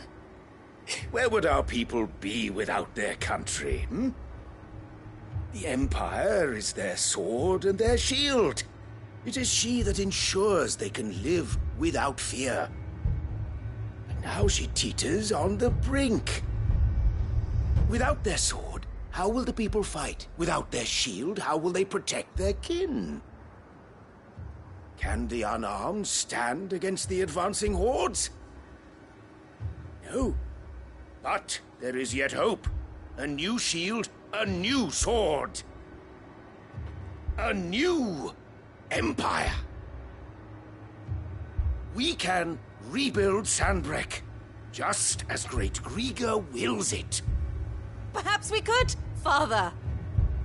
But we don't want to. Not if it is built on the broken backs of the people. Please, let us not quarrel in the street. You must see that no good will come of this. Our fight is not with each other, but with the threat that draws ever closer to our gates. A threat that your sword has yet to rid us of, Your Eminence. You will hold your tongue, whore! You may have filled my daughter's head with your heresy, but I will not be corrupted. Corrupted? Your daughter's opinions are her own, as you would know if you had ever deigned to listen to her. At least I hope they are your opinions, and not posturing born of a family feud. Northreach deserves better than that. Northreach deserves better than you, Carla.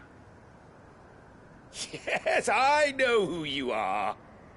The slut of Twinside who bedded a Branded. Jealous, are you? That a woman might choose a bearer over a pious man of Griga. Clive! I met a swarm of thralls coming south from Oriflamme. Hundreds of them. Too many to count. Oh, fuck. No. Work on the fortifications has scarcely begun. We will retreat to Caer Norvent and there make our stand. Did you hear me? That was an order! While this is but a heartfelt plea, let us make our stand here and protect our homes. Protect those that we love. Together, for Northreach!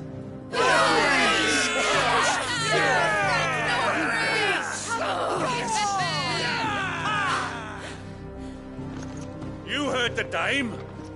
What are we waiting for? Pikemen to the gates. Archers to the roofs. Quickly, come on!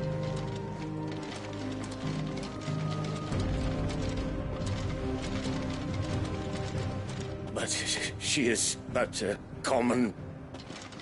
whore, yes. And we'd follow her to the gates of hell.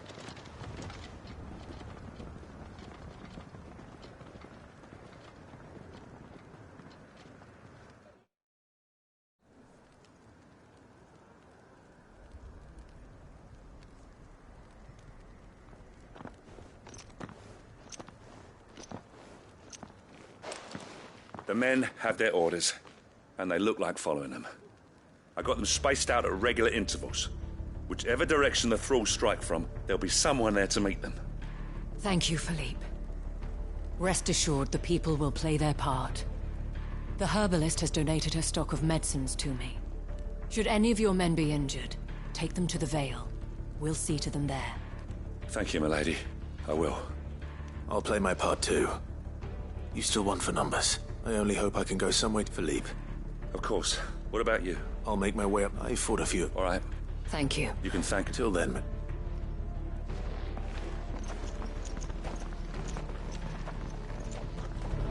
When the fighting begins...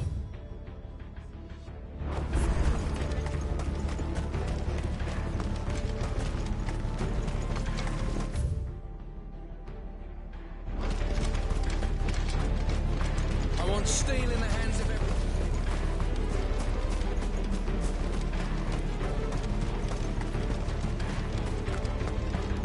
If any get by, you can trust we'll be here to meet them head on.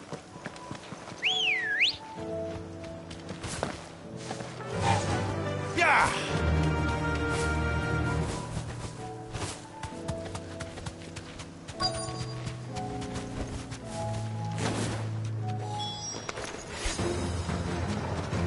There are so many of them. Not for long.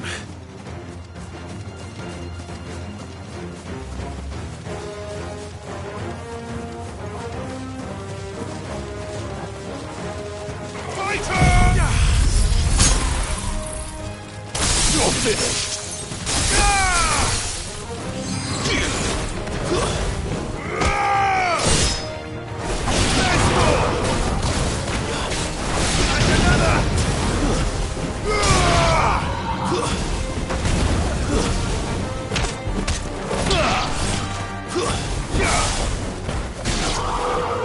Is it over? No. It's only just begun. Too slow.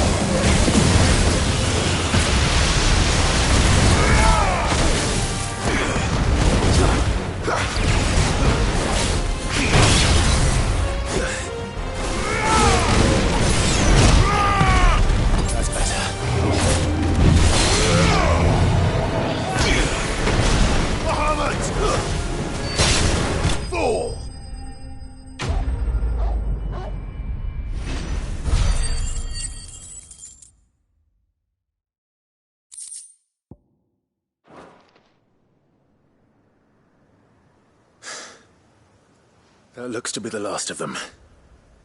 I wonder how the others fared. Better hurry back to town. Come on, Torgal.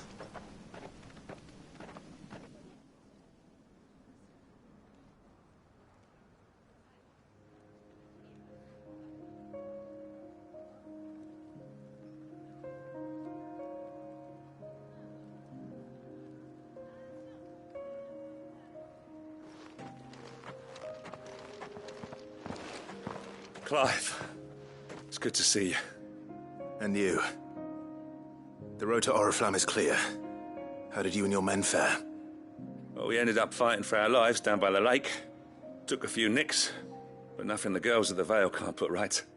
Glad to hear it. Well, it seems we've survived. I thank you both for... You were right. And I had thought that without they would drift. But you, not by force, nor by simple... Our purpose...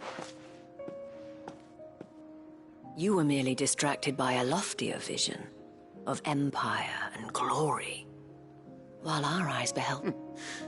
You have the right of it again. As did you, Sabine. His radiance said it himself. Sanbreque is naught without her citizens. I forgot that, and I am sorry. I'm sorry too, Father. I should never have taken things so far. I only wanted you to understand how I felt. But my anger got the better of me. Do not blame yourself, my dear. This was my doing. I should have listened to you. To all of you. Your Eminence, your ladyship. I do not doubt that you came here with the best of intentions. But I believe the same could be said of us all. We all want safety, security, prosperity. Not just for Northreach, but for the entire realm. And we may yet achieve it. If only we work together. Will you join us in this? Yes. We shall. Thank you, Your Eminence. Now that that is settled, I must go and see to the wounded. The Vale's doors are always open to any soldier in need of relief. And today there are more than ever before.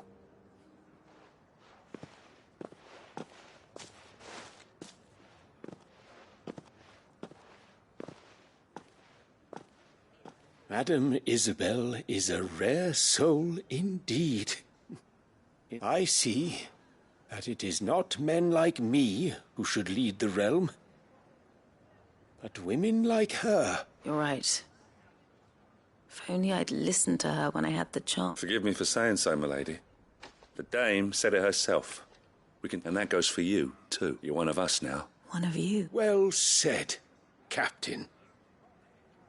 Well, since there's nothing more to be done here, I should see if Isabel needs any help moving the wounded.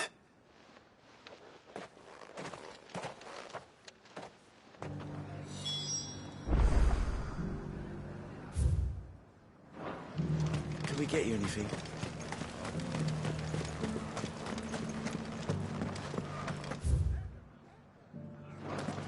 There's no need to worry any longer.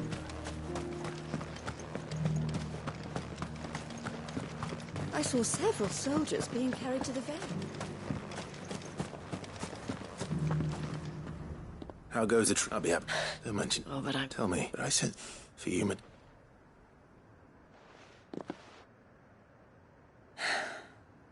Very well. I was Carla then, courtesan to the nobility. So sought after was I that it was only they. Alas, for naive as I was, I fell in love with a bearer. He was my master's guard. The gentlest man after they discovered us together, he was whipped bloody and so we fled. Not that we had anywhere to flee to. We wandered, aimless and starving. Half dreading, half praying until we found ourselves here. It was the Vale that took us in, that fed us. Those that could be healed at least. My love was already too far gone. He passed away. He did. Not long after we arrived. But at least we were able to share a few moments. It was the greatest gift. But the generosity, the men and women of the Vale support, though I was still a stranger to them. And so that I would Thank you, Isabel, for sharing this with... Perhaps that is why I have such a soft spot for you. Never stop fighting, Clive. And I shan't either. I know that it will not be easy to keep the people, the soldiers, all united in defense. And what of you? Can we count on your support too? Always.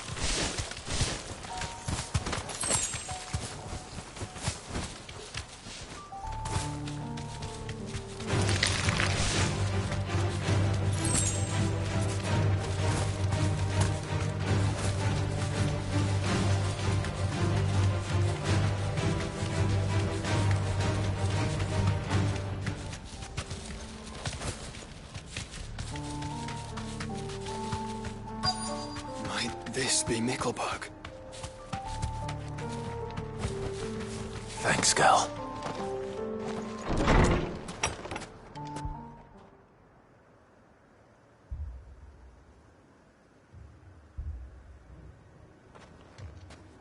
These people aren't turned. And the village seems safe enough at least.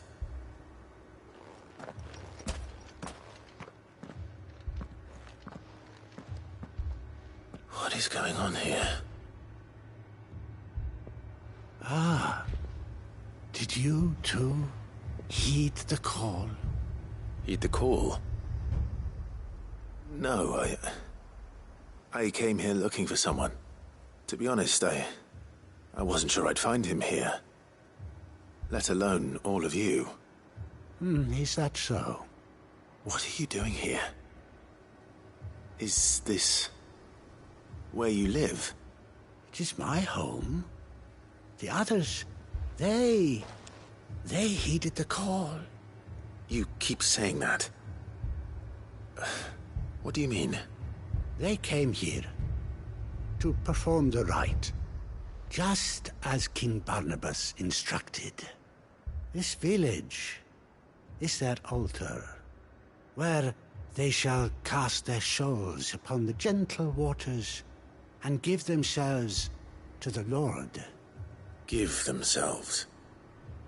Oh, Lord, cleanse us of our sins. Let us be reborn in your loving arms. Free us from the torment of this mortal realm. They want to be saved. Forgive me, but did another foreigner like me come here? He was probably wearing a cowl. You mean the traveler from Stone? Yes. Thank you. They seek the same salvation Barnabas did. At least the third chair still lives. Let's go and find him.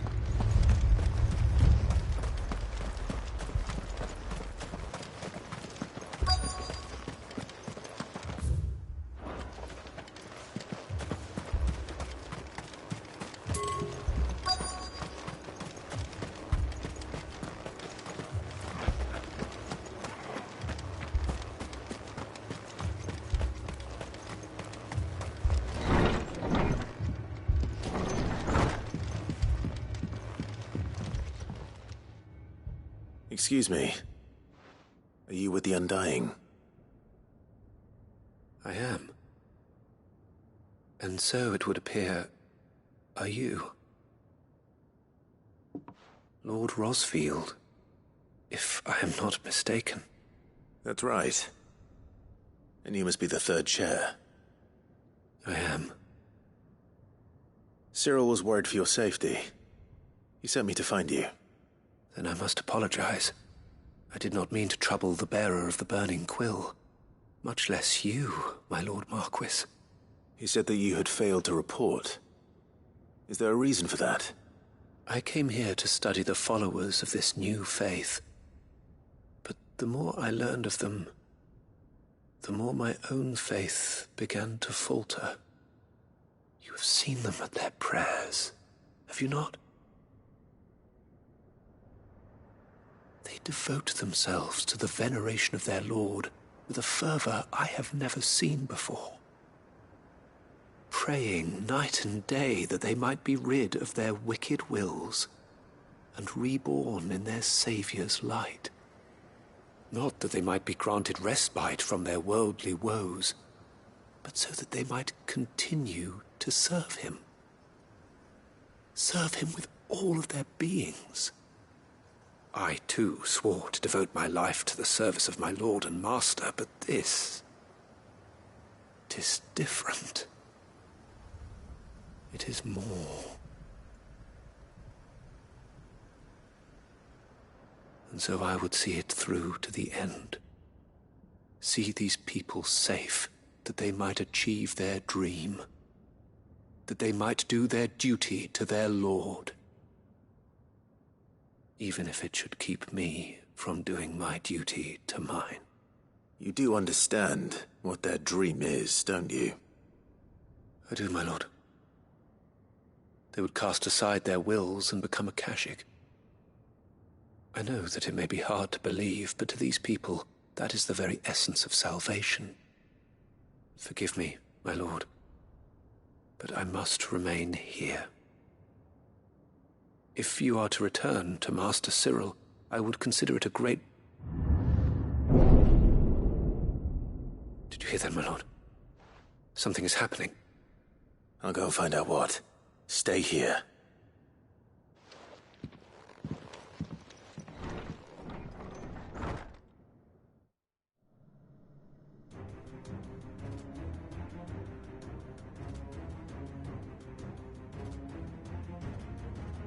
An ether flood.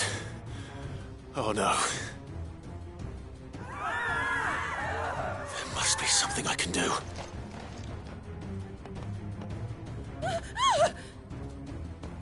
Echoes as well.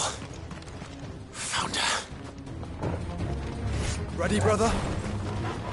Ready.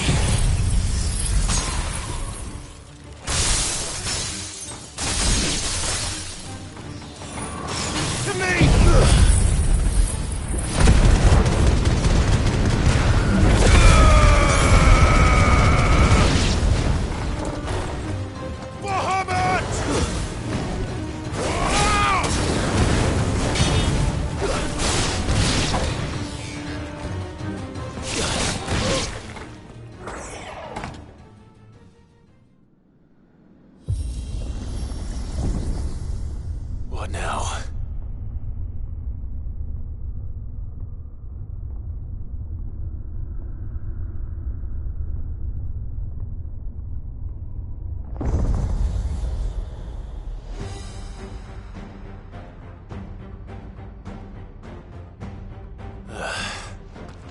meet again. I've killed your kind before.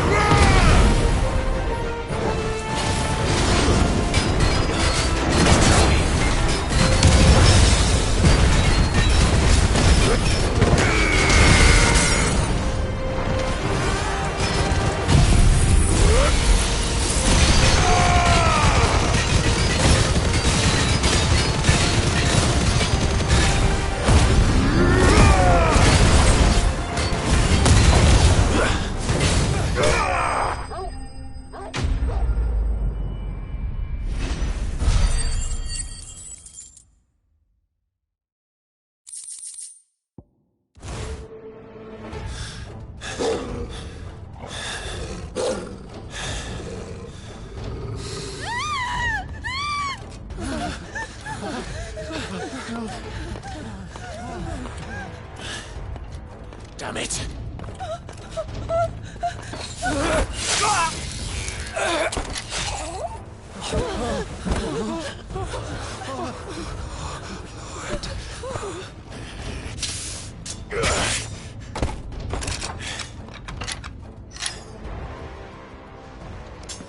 Don't you die. Come on, speak to me. I had to save them, that they might have a chance to find true salvation by devoting themselves to the service of their Lord, just as I did when the Undying plucked me from the gutter and gave me a cause to believe in, a duty to serve was everything to me, and I would not deny them that fulfillment, even if they must become Akashic in order to achieve it. Forgive me, my Lord Marquis. I did not mean to trouble you with this. My findings. Could you deliver them to Master Cyril for me? Of course. Your duty will be done.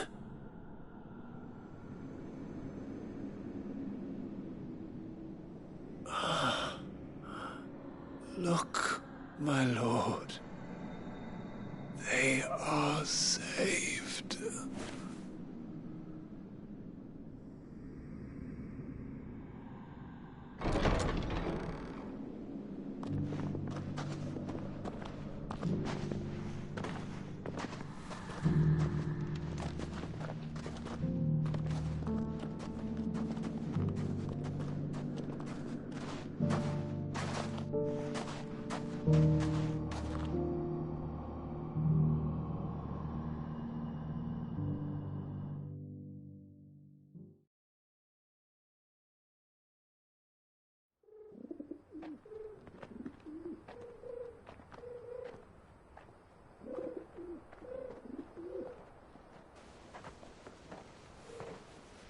They are saved. Found her. I should get this report to Cyril.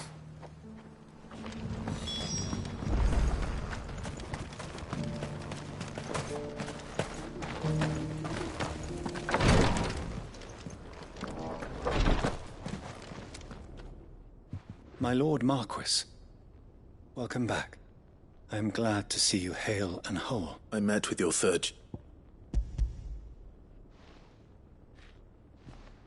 Thank you. He remained... He died protecting the villagers from an... I buried him in Mickelbur. Sorry. If you could not save him... The villagers, they prayed to their god that they might be unburdened. Then an ether flood came.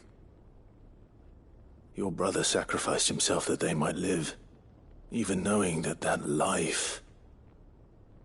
Then he perished defending liberty. For the right to choose how one dies is no less sacred than the right to choose how one lives. Sid would agree. A noble ambition. It matters not how, only that the decision we live according to the for better or worse. But he didn't die for your creed. He died to save them. And you still believe that what he did was right. I believe that he believed it was. We of the Undying are not slaves, but willing servants. And this was his will, the ultimate expression of it. I'd like to know the name they died, sir. That is... Of course, I shall fight my lord, the greatest, though, and what...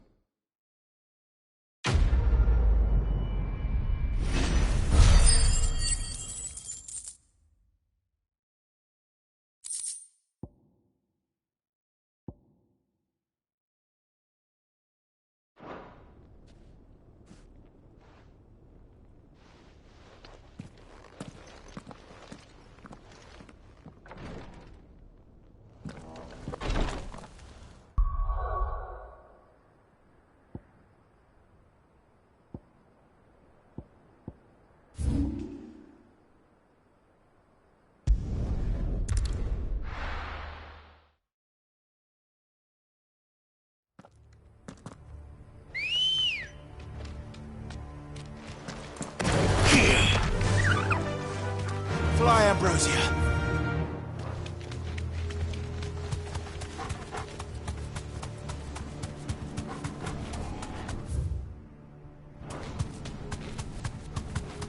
Doris is waiting for me near Balmung Dark. The longer she's out in the open, the more likely she is to be found by Akashic. I need to hurry.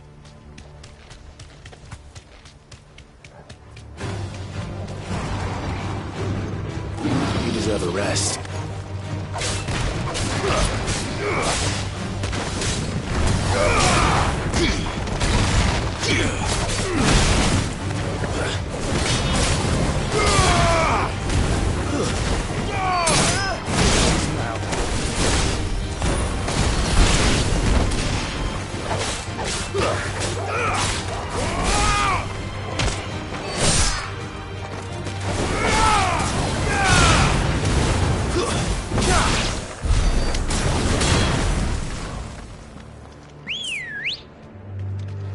Let's go.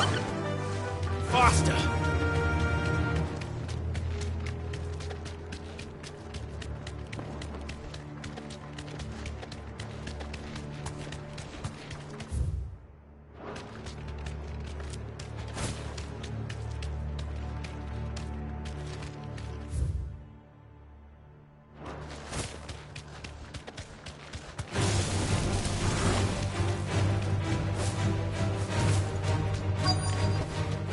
No need to ride from here.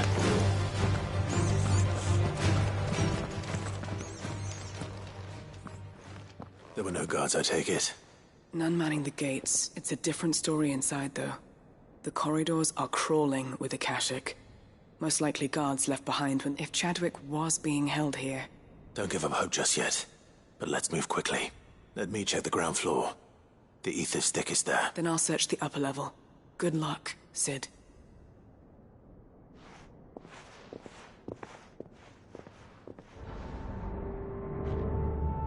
Just how bad are the floods inside?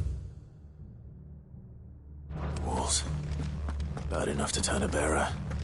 I hope not. We're risking a lot just being here. Better keep my...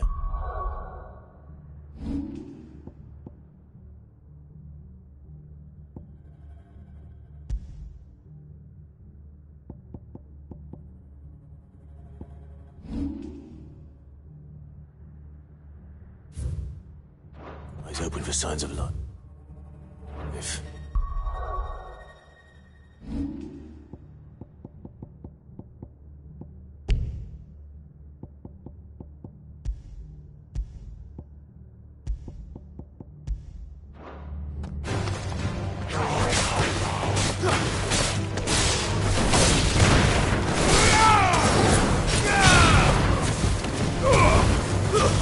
This one.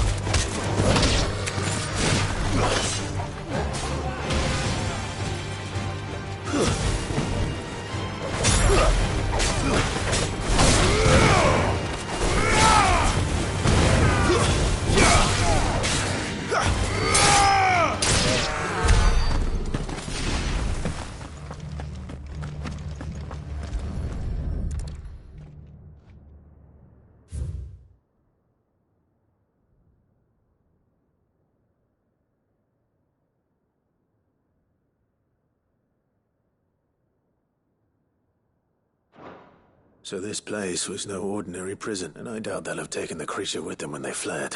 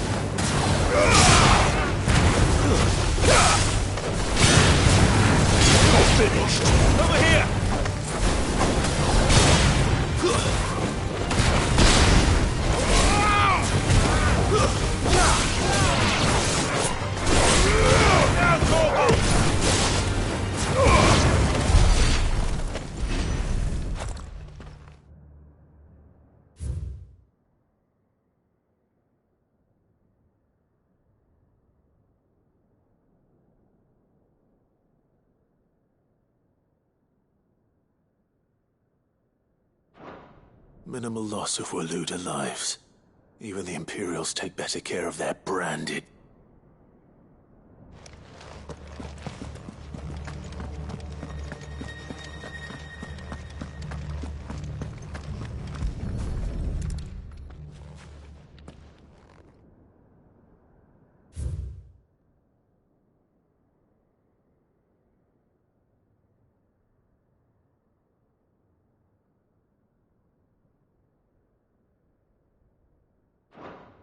They were feeding bearers to it. This is even worse than I'd feared. Nothing but a Kashyyyk down here. Hopefully things are looking better upstairs. I should go and see how Doris is getting on.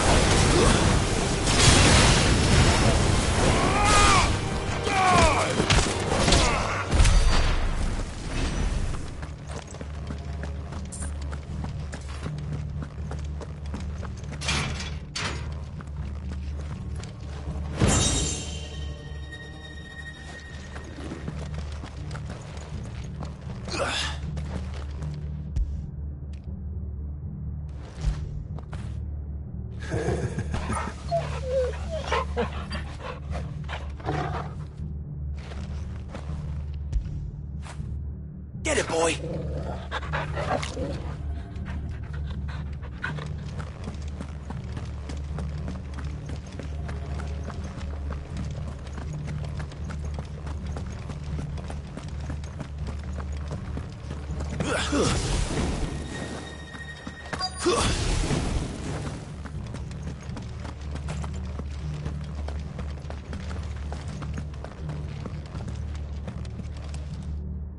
No luck downstairs. But I did find out that this place was more than just a prison. Something far more sinister was happening here. I know. I've been reading some of these documents, and it can't be. Bearers die every day in service of their masters, but this... pitting bearers against a wild beast armed with nothing but their wits? And not just those who could fight, but the elderly and those who wouldn't or couldn't were disposed. I'm afraid it means they were fed to the monstrosity they kept here. Then we're too late. And Don't say that. A key. But it doesn't fit any of the lock. Perhaps it will fit one of the doors downstairs.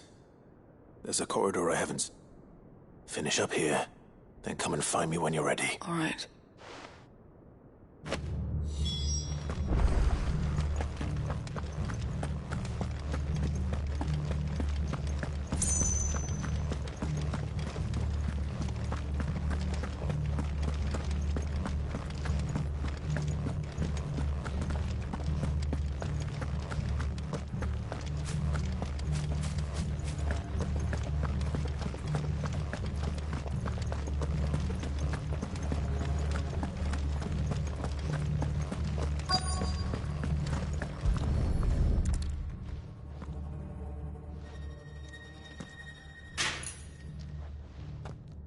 Let's see what we can find down here.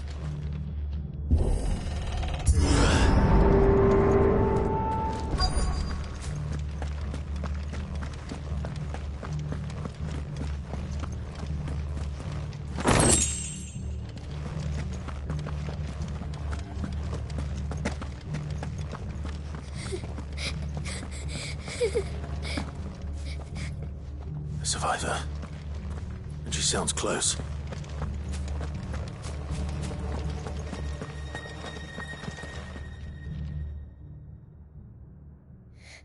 Who are you?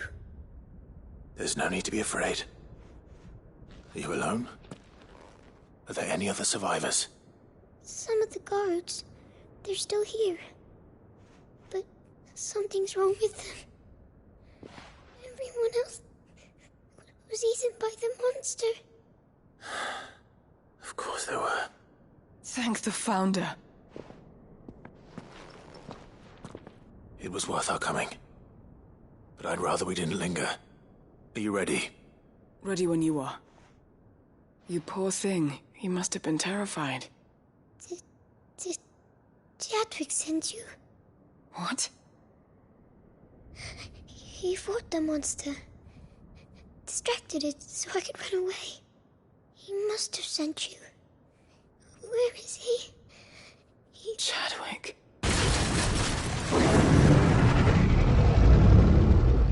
Was that? Monsters. We have to get out of here. Doris, keep the girl safe. All right. You put that bearer-eating bastard in the ground.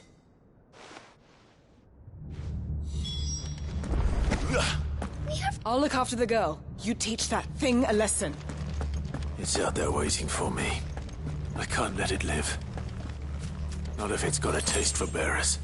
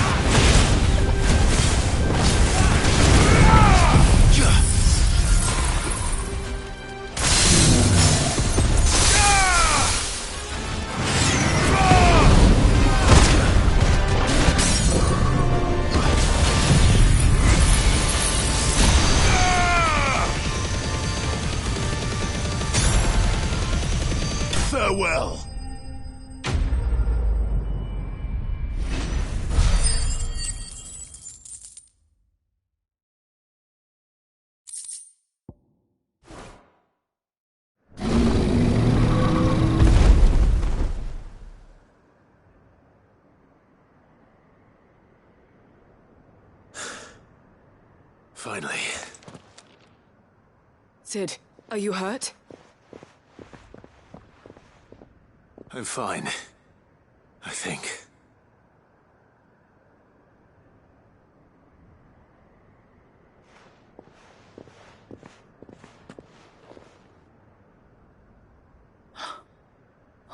No. What is it? A diary. I gave it to Chadwick before we went our separate ways. He was here. Do you think that creature?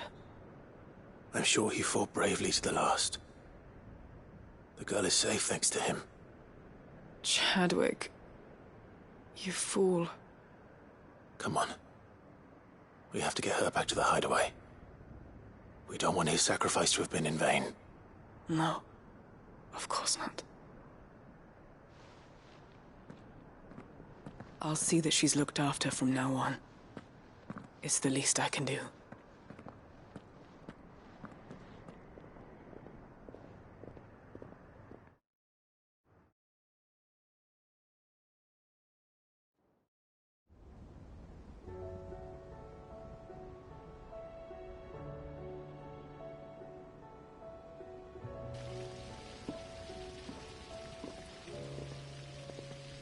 From what I hear, you've barely left the girl's side in days.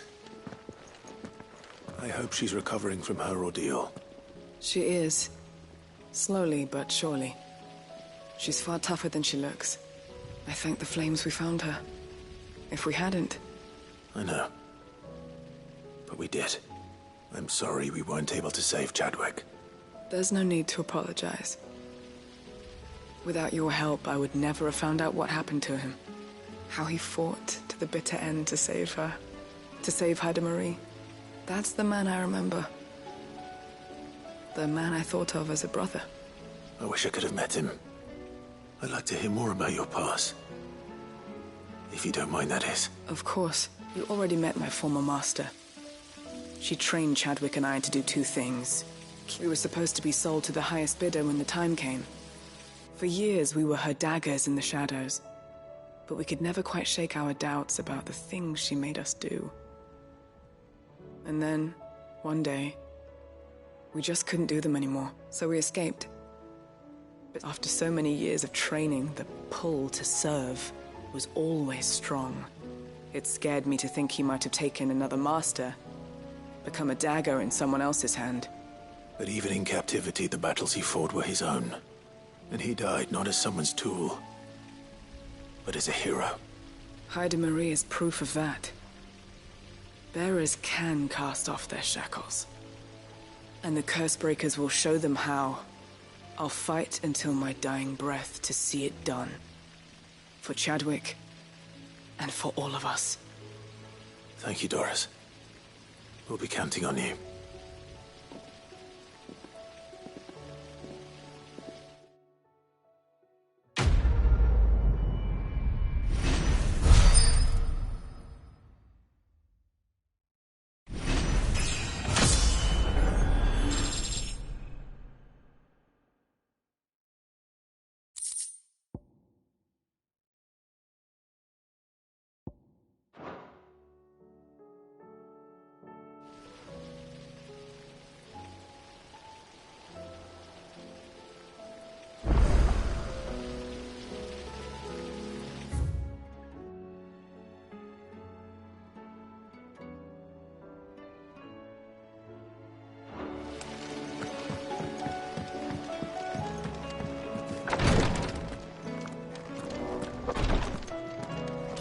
Teeth. Feeling ill?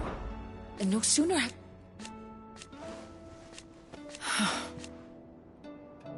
While I may not have Gav's nose. That's what I'm worried about. I do. What I truly like. But teeth. Don't push yourself too hard, Clive. Thank you, my lord, for taking me in. Everyone here has been so... Greetings, Lord Marquis. His Grace and I.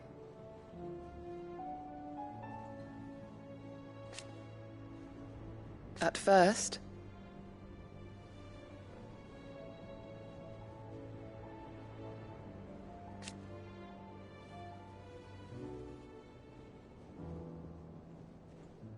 It was my duty to him.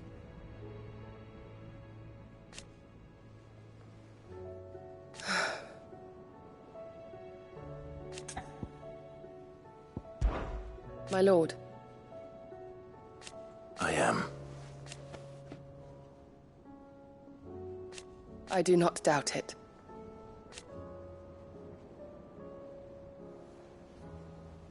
Thank you, Yute. May you return safely.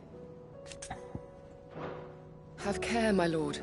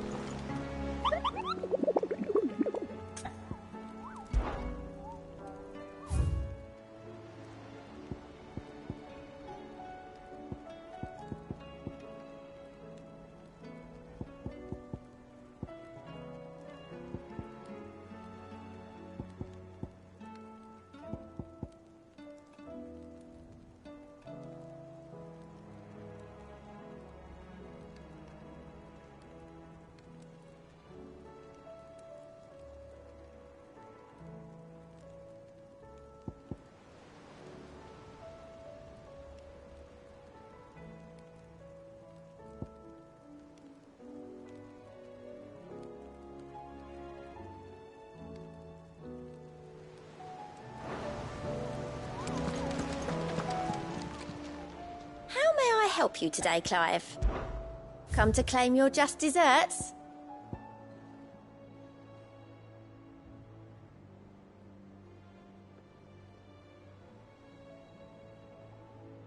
All done?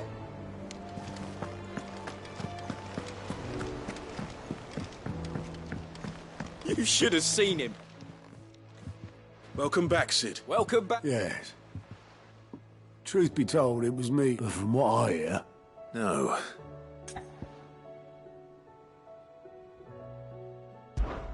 Ember lost his nerve in the face of a beast of prey, but he didn't lose heart. He pressed on, and he achieved his aim. And is that not what we ask of our scouts? Indeed it is. Thank you for your honest appraisal, Cid.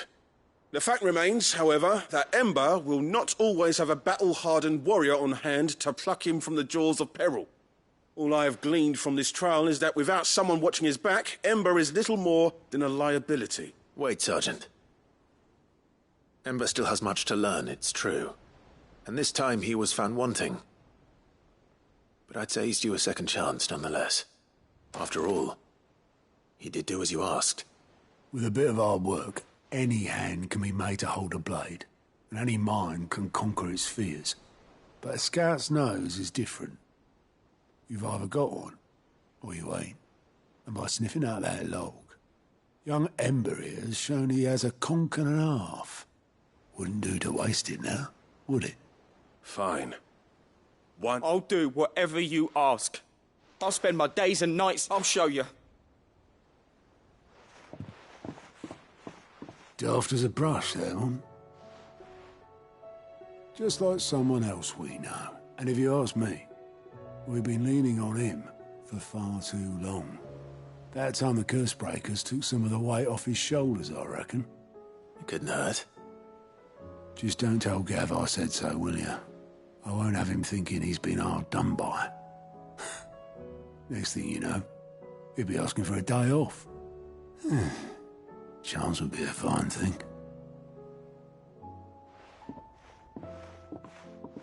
Forgive me, Cid. This did not play out as I expected. But that's why we need men like Ember more than ever. Remember that. I will, Cid.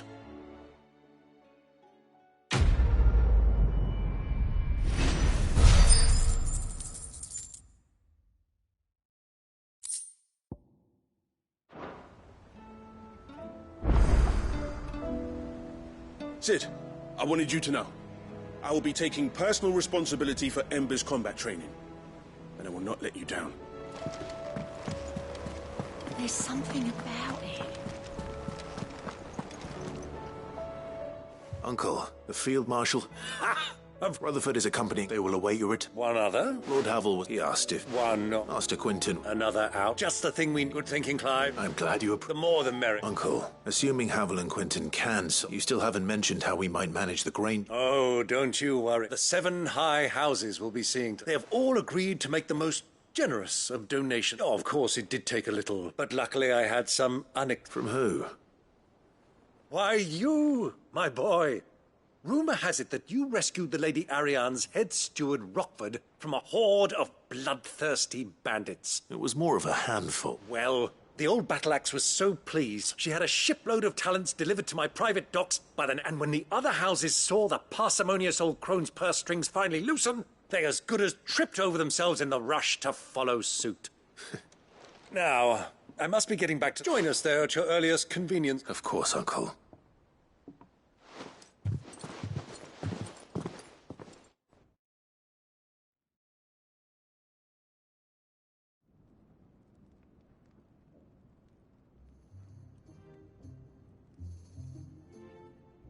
And how, pray tell, will we get... You find another bloody road? I only have so many men, and I'm not about to send them headlong into an ether flood. That is, unless you'd have them turn as well. Well, I'd certainly eat less. Says the man with a belly bigger than a band of curls. My soldiers actually need their rations. Without any food to keep them going, they'll be dead even before you've sent them on your fool's errand. If perhaps I might suggest an alternative approach.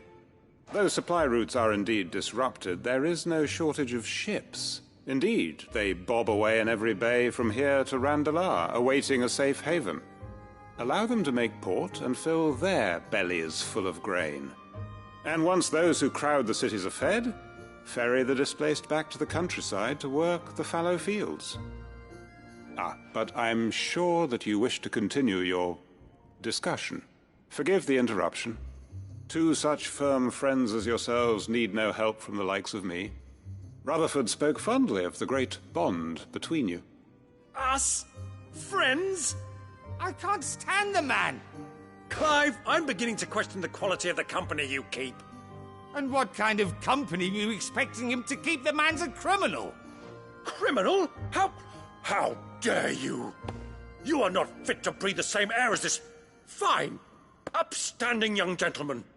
Upstanding? He calls himself Sid the Bloody Outlaw! Once more unto the breach.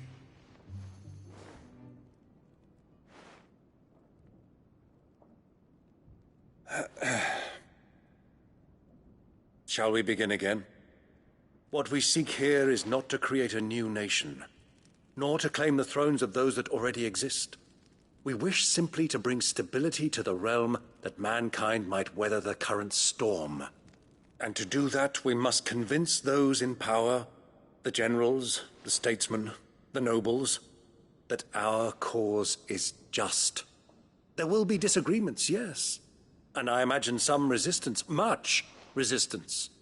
But we cannot let that deter us. If we show them the path, show them that we walk it ourselves, then I am confident they will follow. The fate of the world lies in my nephew's hands, but the well-being of her people lies in ours. And we must not squander the chance that Clive has given us. Uncle Byron, Now, with that settled, let's move on to the signing of the Accord. For what great moment in history hasn't been accompanied by a little ceremony?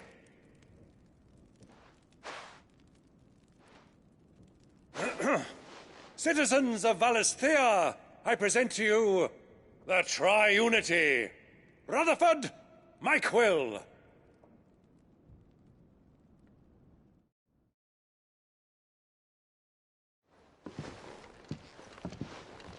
Well, my boy, the stage is set. That it is. This is the role you were born for. Now I ask only that you trust in the talents of your supporting cast. We shall play our parts to the best of our abilities, that you might have the opportunity to shine. The realm needs its Sir Crandall. And there is no better Crandall than you, Clive. I want you to keep this signed accord as proof of our faith in you. I will. Thank you, Uncle.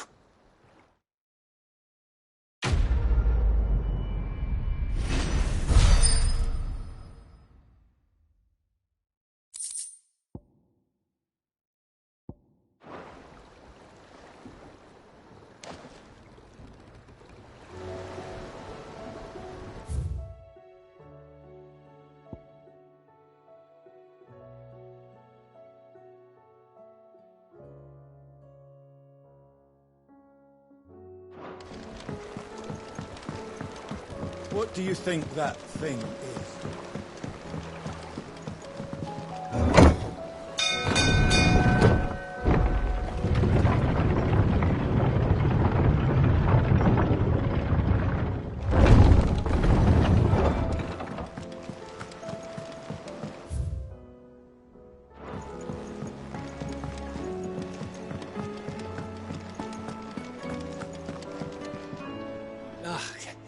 You alright? About... Oi! Let's see...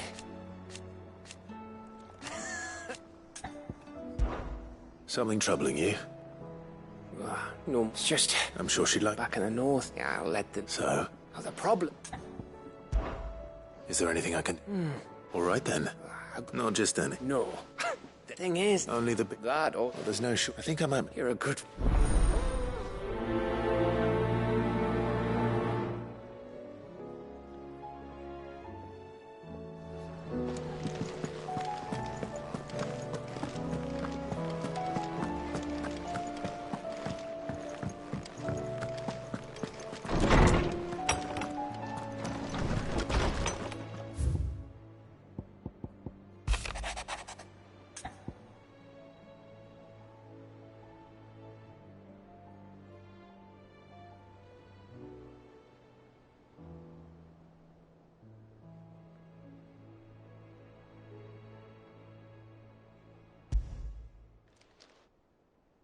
If Joshua's worried about Jill, I should go and speak with him.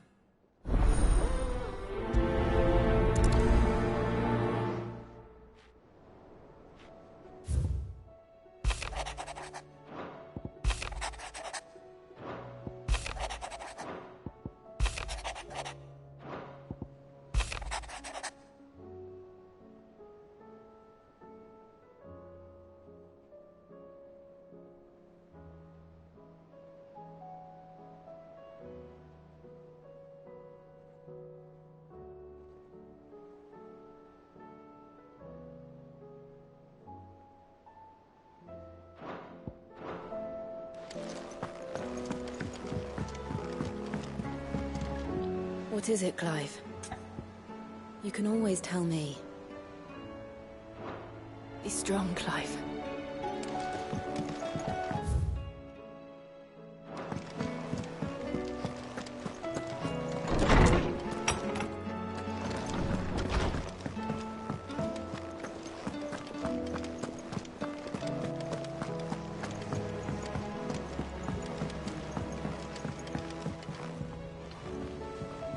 Joshua, I read your message.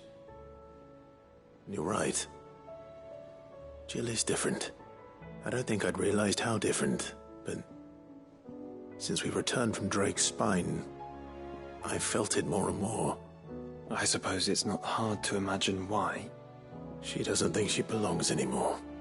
And that's why we need to remind her she is still one of us. To let her know that we still need her. Now more than ever. That you still need her. But how to do that? When last we were truly close, we were but children. Of course. Do you remember the time we accompanied Father on his annual tour of the Duchy? And Jill and I broke from the procession to ride up Man's Hill. To see the snow daisies, I remember. It was the first time Father had allowed us to join him. And when he realized you were missing, He had the entire retinue down to the pot boys combing the countryside. In the rain. A thunderstorm forced us to take refuge in a grove of oaks before we'd even made it halfway there. It was the Lord Commander who finally found us, and needless to say, he was none too pleased. Then it seems you and Jill have unfinished business. What do you say? Man's Hill. It's not that far. Oh, true. Though I suspect it is also much changed. Little in southern Rosaria remains as it was when we were children. You're saying I should go and scout the area for bandits? I'm saying we should first go and see if there are actually still any snow daisies left. What would you do without me, Clive?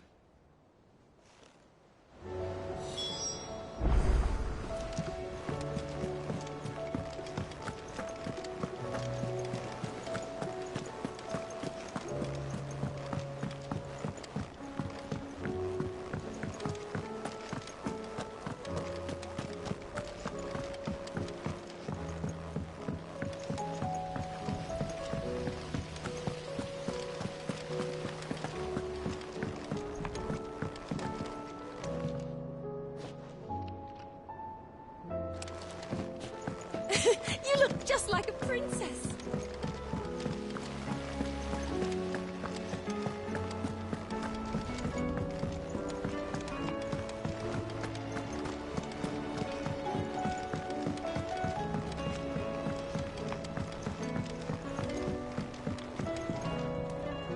Mid?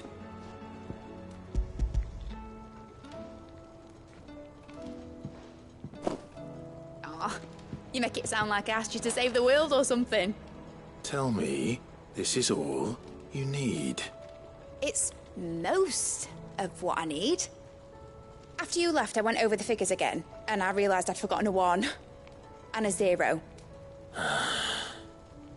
And a cogwheel. Just a tiny one. Though, that's the problem. Gears that small are a bastard to make, and I may have lost the one Blackthorn spent a fortnight toiling over. Wait. The children.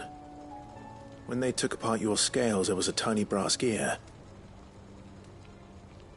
Now that I think about it, they didn't use it when we put the scales back together. The young'uns? But why would the... You know what? I don't want to know. I'll keep working on the model. You go and find that cog.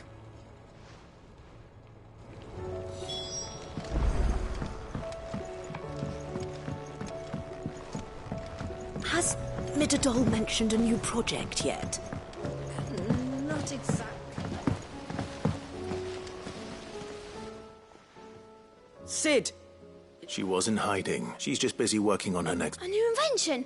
Is it an air... Do you think she'll let us help? That just so happens to be why I'm here. A brass gear. A tiny one. Oh, the one you... We saved it, just in case. Since your lesson, we've been disassembling, then reassembling all the pieces that are left over we keep under our beds. That's... Look! I found it!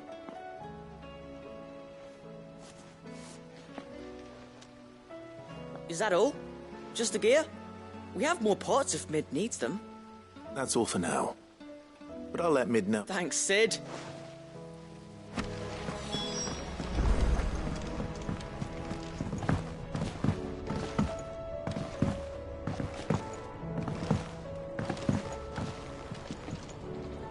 Well, did they have it?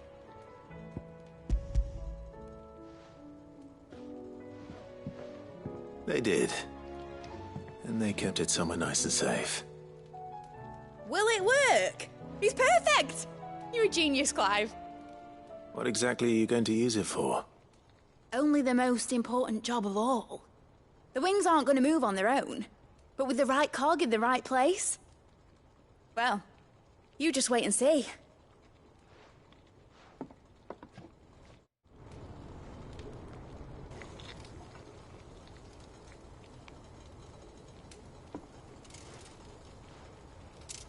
That should do her.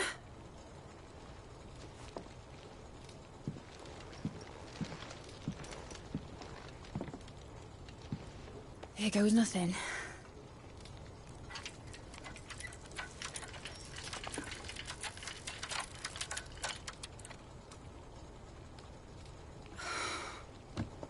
Titan's tits. It wasn't supposed to fly, was it? Of course it was supposed to fly. Wouldn't be much of an airship if it didn't. Honestly, these bloody engines are driving me mad. I was so sure this would be the day she soared. The Mithril engine was made to make dreams come true. But maybe this is one dream the world's better off without. Show folk how to take flying. It won't be long till they're raining death down on each other. People will lose their homes, children, their mums and their dads. Like I lost mine. I'm sorry. So am I, Clive. So am I. Sorry that I have to choose. Do I follow my head, or do I follow my heart?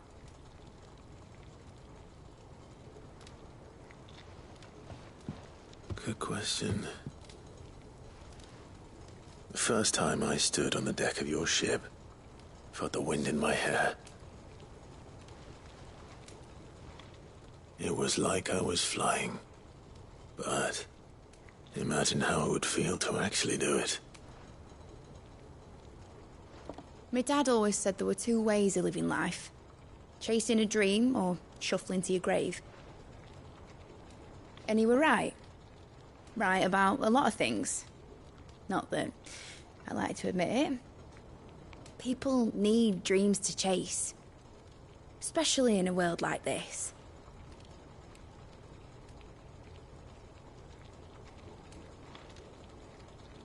Right. When this is over, I'm gonna take all my Mithril engines to Zemeckis and sling them over the edge. I won't have my dream end up turning into someone else's nightmare.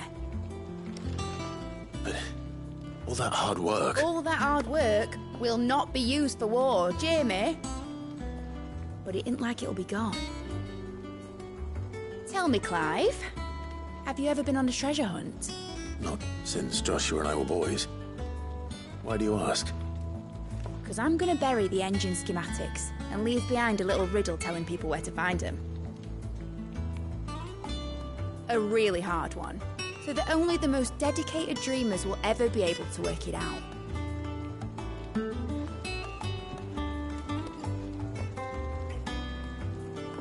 Ooh, I can picture it now. Some daft general squinting at the words with a gormless expression on his mug. Like that one, yeah. Right.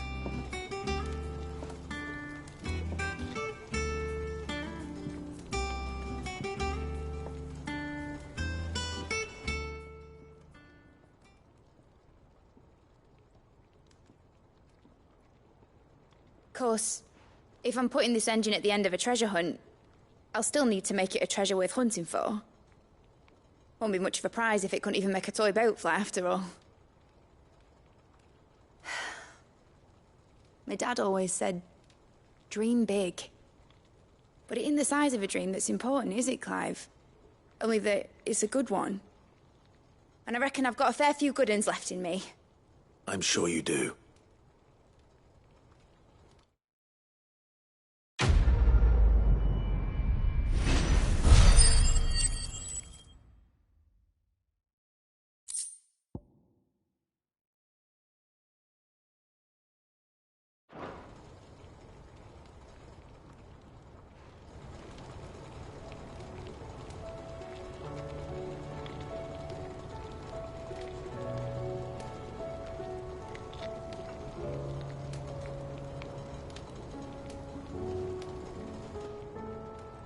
What shall I do with your model? You spent a lot of time on it. We both did. What, that old thing? Not healthy to cling to your failures, Clive. They'll weigh you down, you know. Sound advice. Still, I suppose my prototypes will probably be worth a fair bit when I'm as famous as Bart's the Builder. Seeing as you're always strapped for coin, suppose I can give it to you. Just make sure you get a good price when you do come to part with it. I'd say that was up to you as much as me.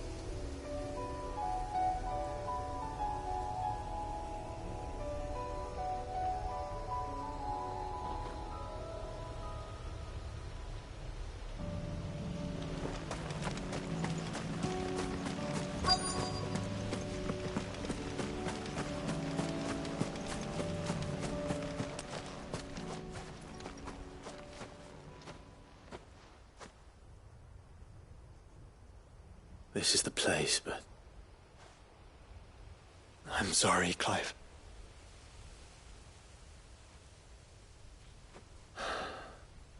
There's nowhere been spared.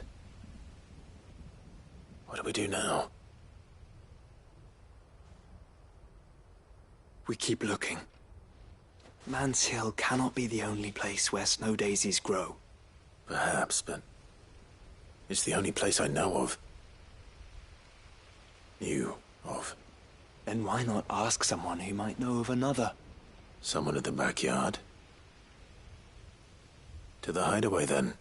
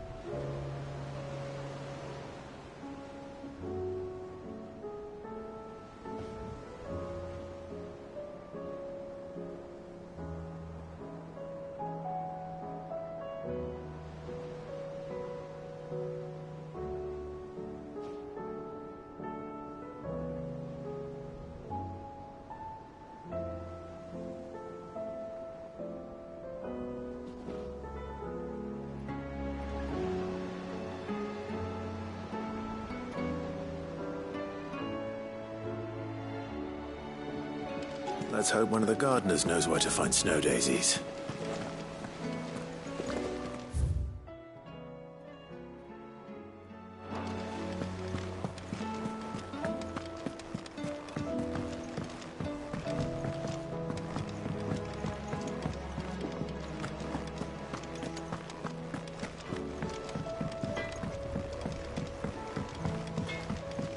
Say what you will, Lady Karen has seen our...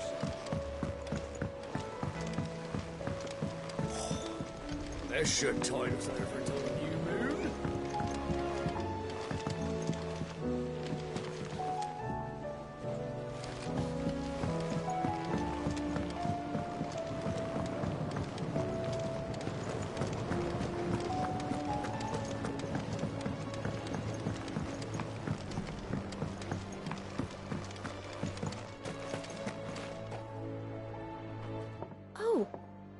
What brings you down from the heavens, Cid? I need your advice. Joshua and I are looking for a place where snow daisies grow. Preferably in abundance. Snow daisies. Then you'll want somewhere not too hot and not too cold.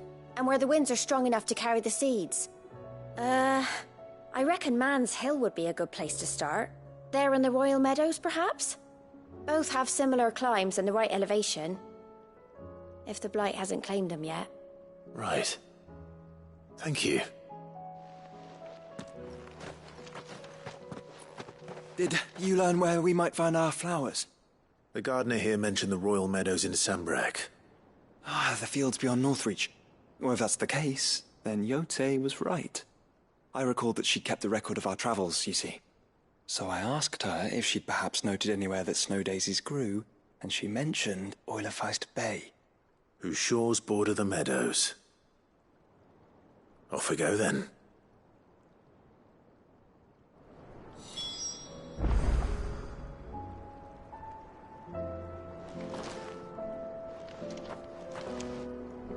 The winds that blow across the Royal Meadows from Oilafeist Bay are strong indeed.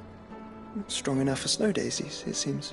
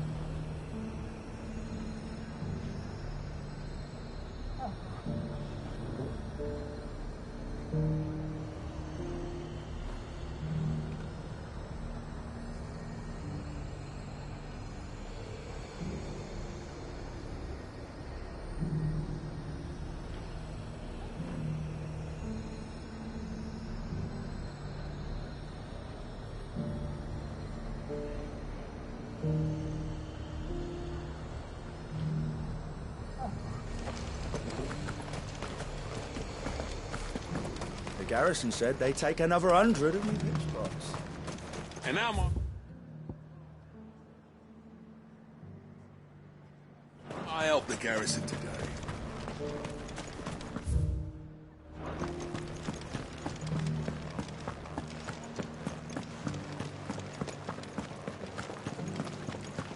Looks like you've got first.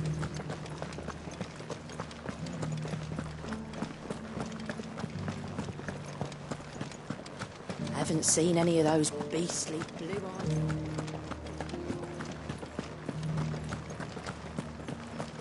Do be careful. I will.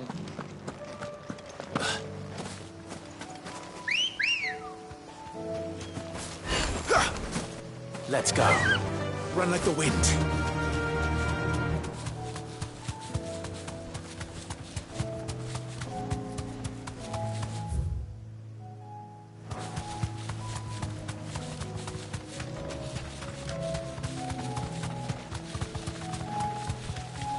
What? The meadows are vast. Where do we even start? Yotei mentioned the coastline. We can start there.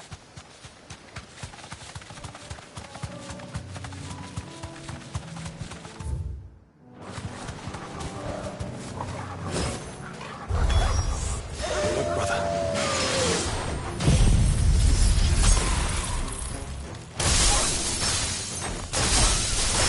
You see them? I do. The flowers and our friends.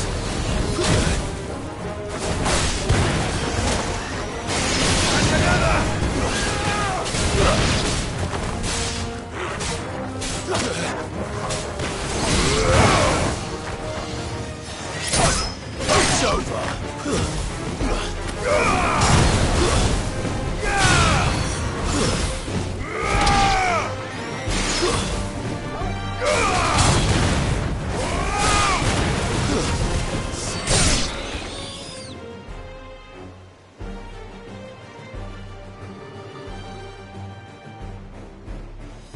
What do you see, boy?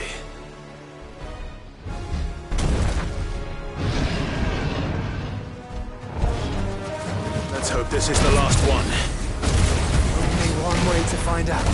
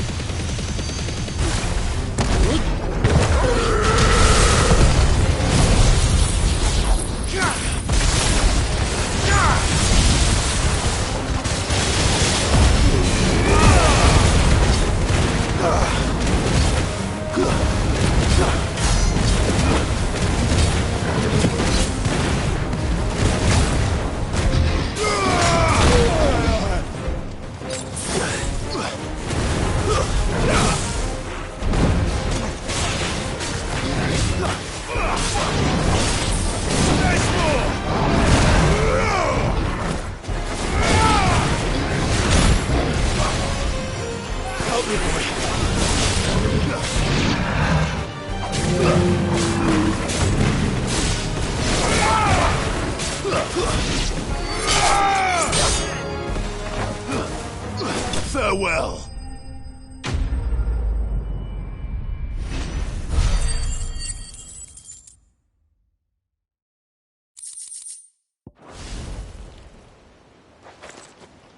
That was harder than I expected.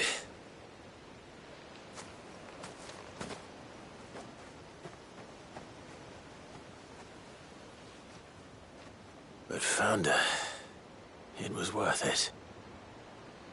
They're beautiful. Do you think Jill will like them? She'll love them. Come on. Let's go.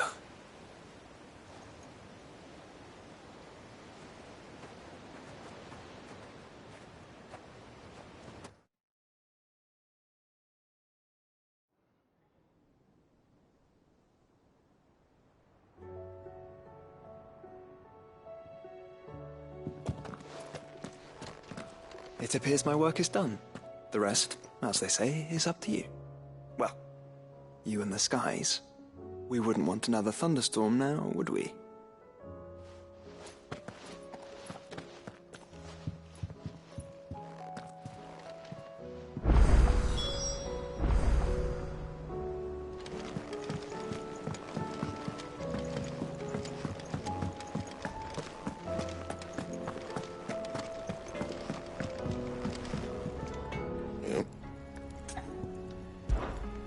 Thanks for you, dear.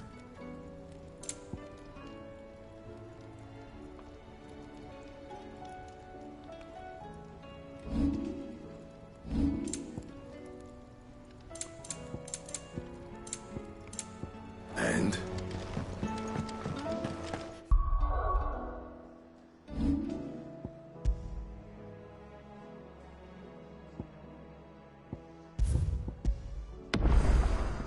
There's the skies, then the crystal.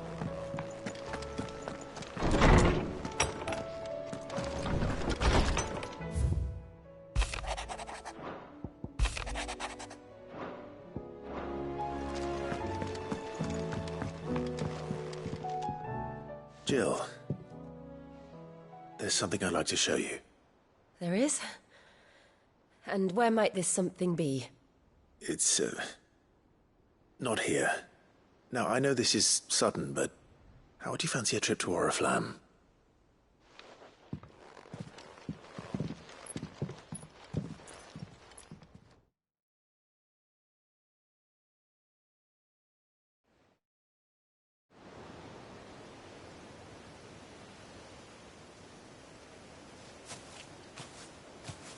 There are so many. This is what you wanted to show me.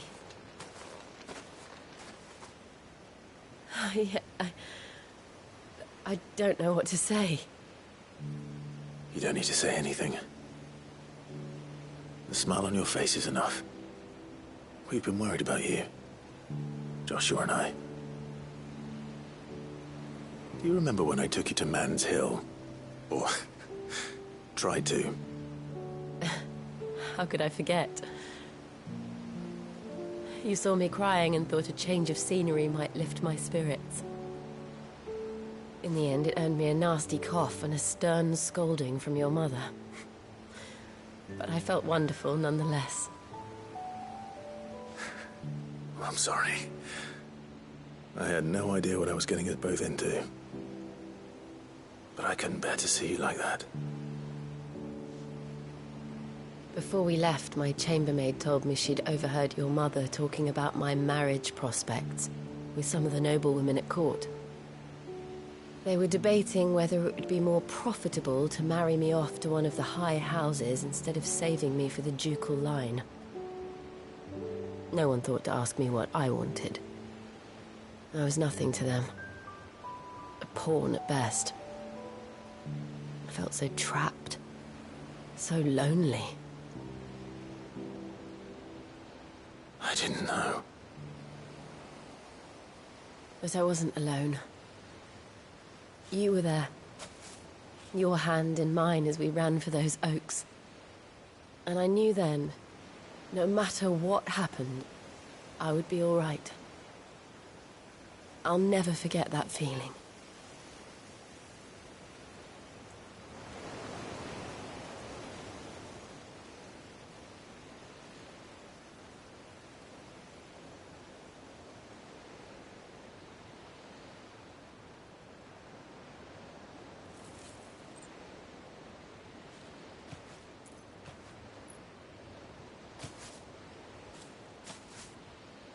Before we broke camp, the morning after the storm, do you know what I did? No? What? I slipped away from my governess to climb the tor. And from there I saw a sea of petals, all reaching for the sun. And I realized that no matter how terrible the night, dawn would always come.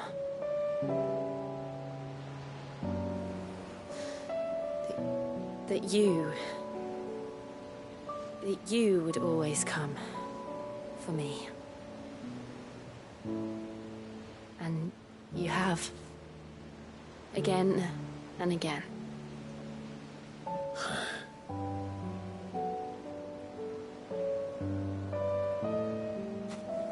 Where do you see us? When all this is over?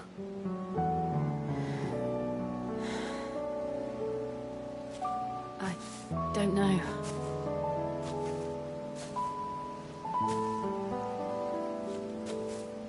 Not here, though. I think I've outgrown the twins. After everything we've been through, the realm just seems so small.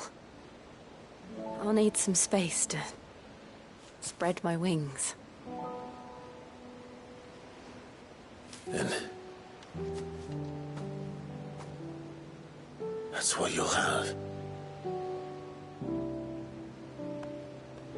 And I'll stop at nothing to see that you do.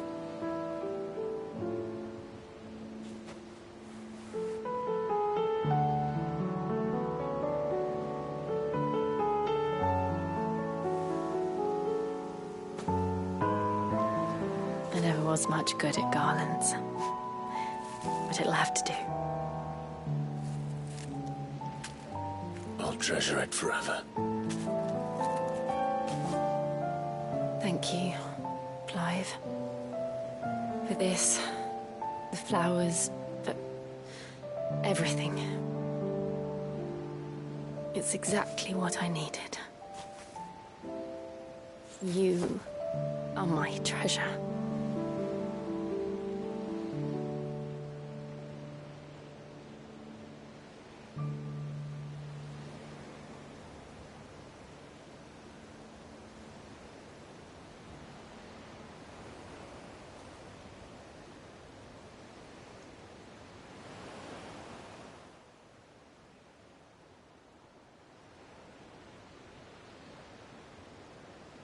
We should probably be getting back. I expect the others are wondering where we are. You're right. There's still much to do. And we'll do it together.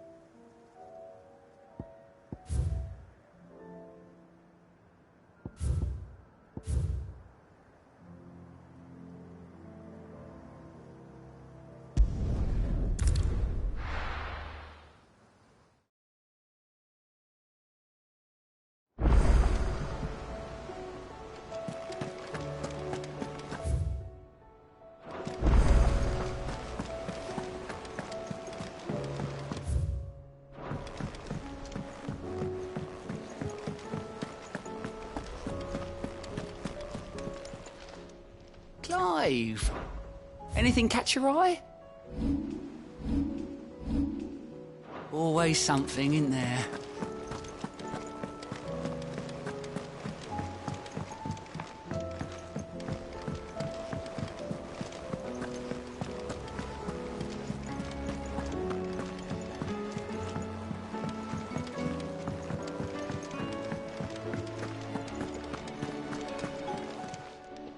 Still alive, are you? Going purse weighing you down? You're rubbing me blind, you know.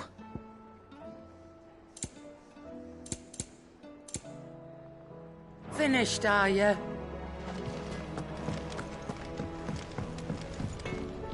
Trouble with your gear, or... See that sword of yours stays oiled? First the skies,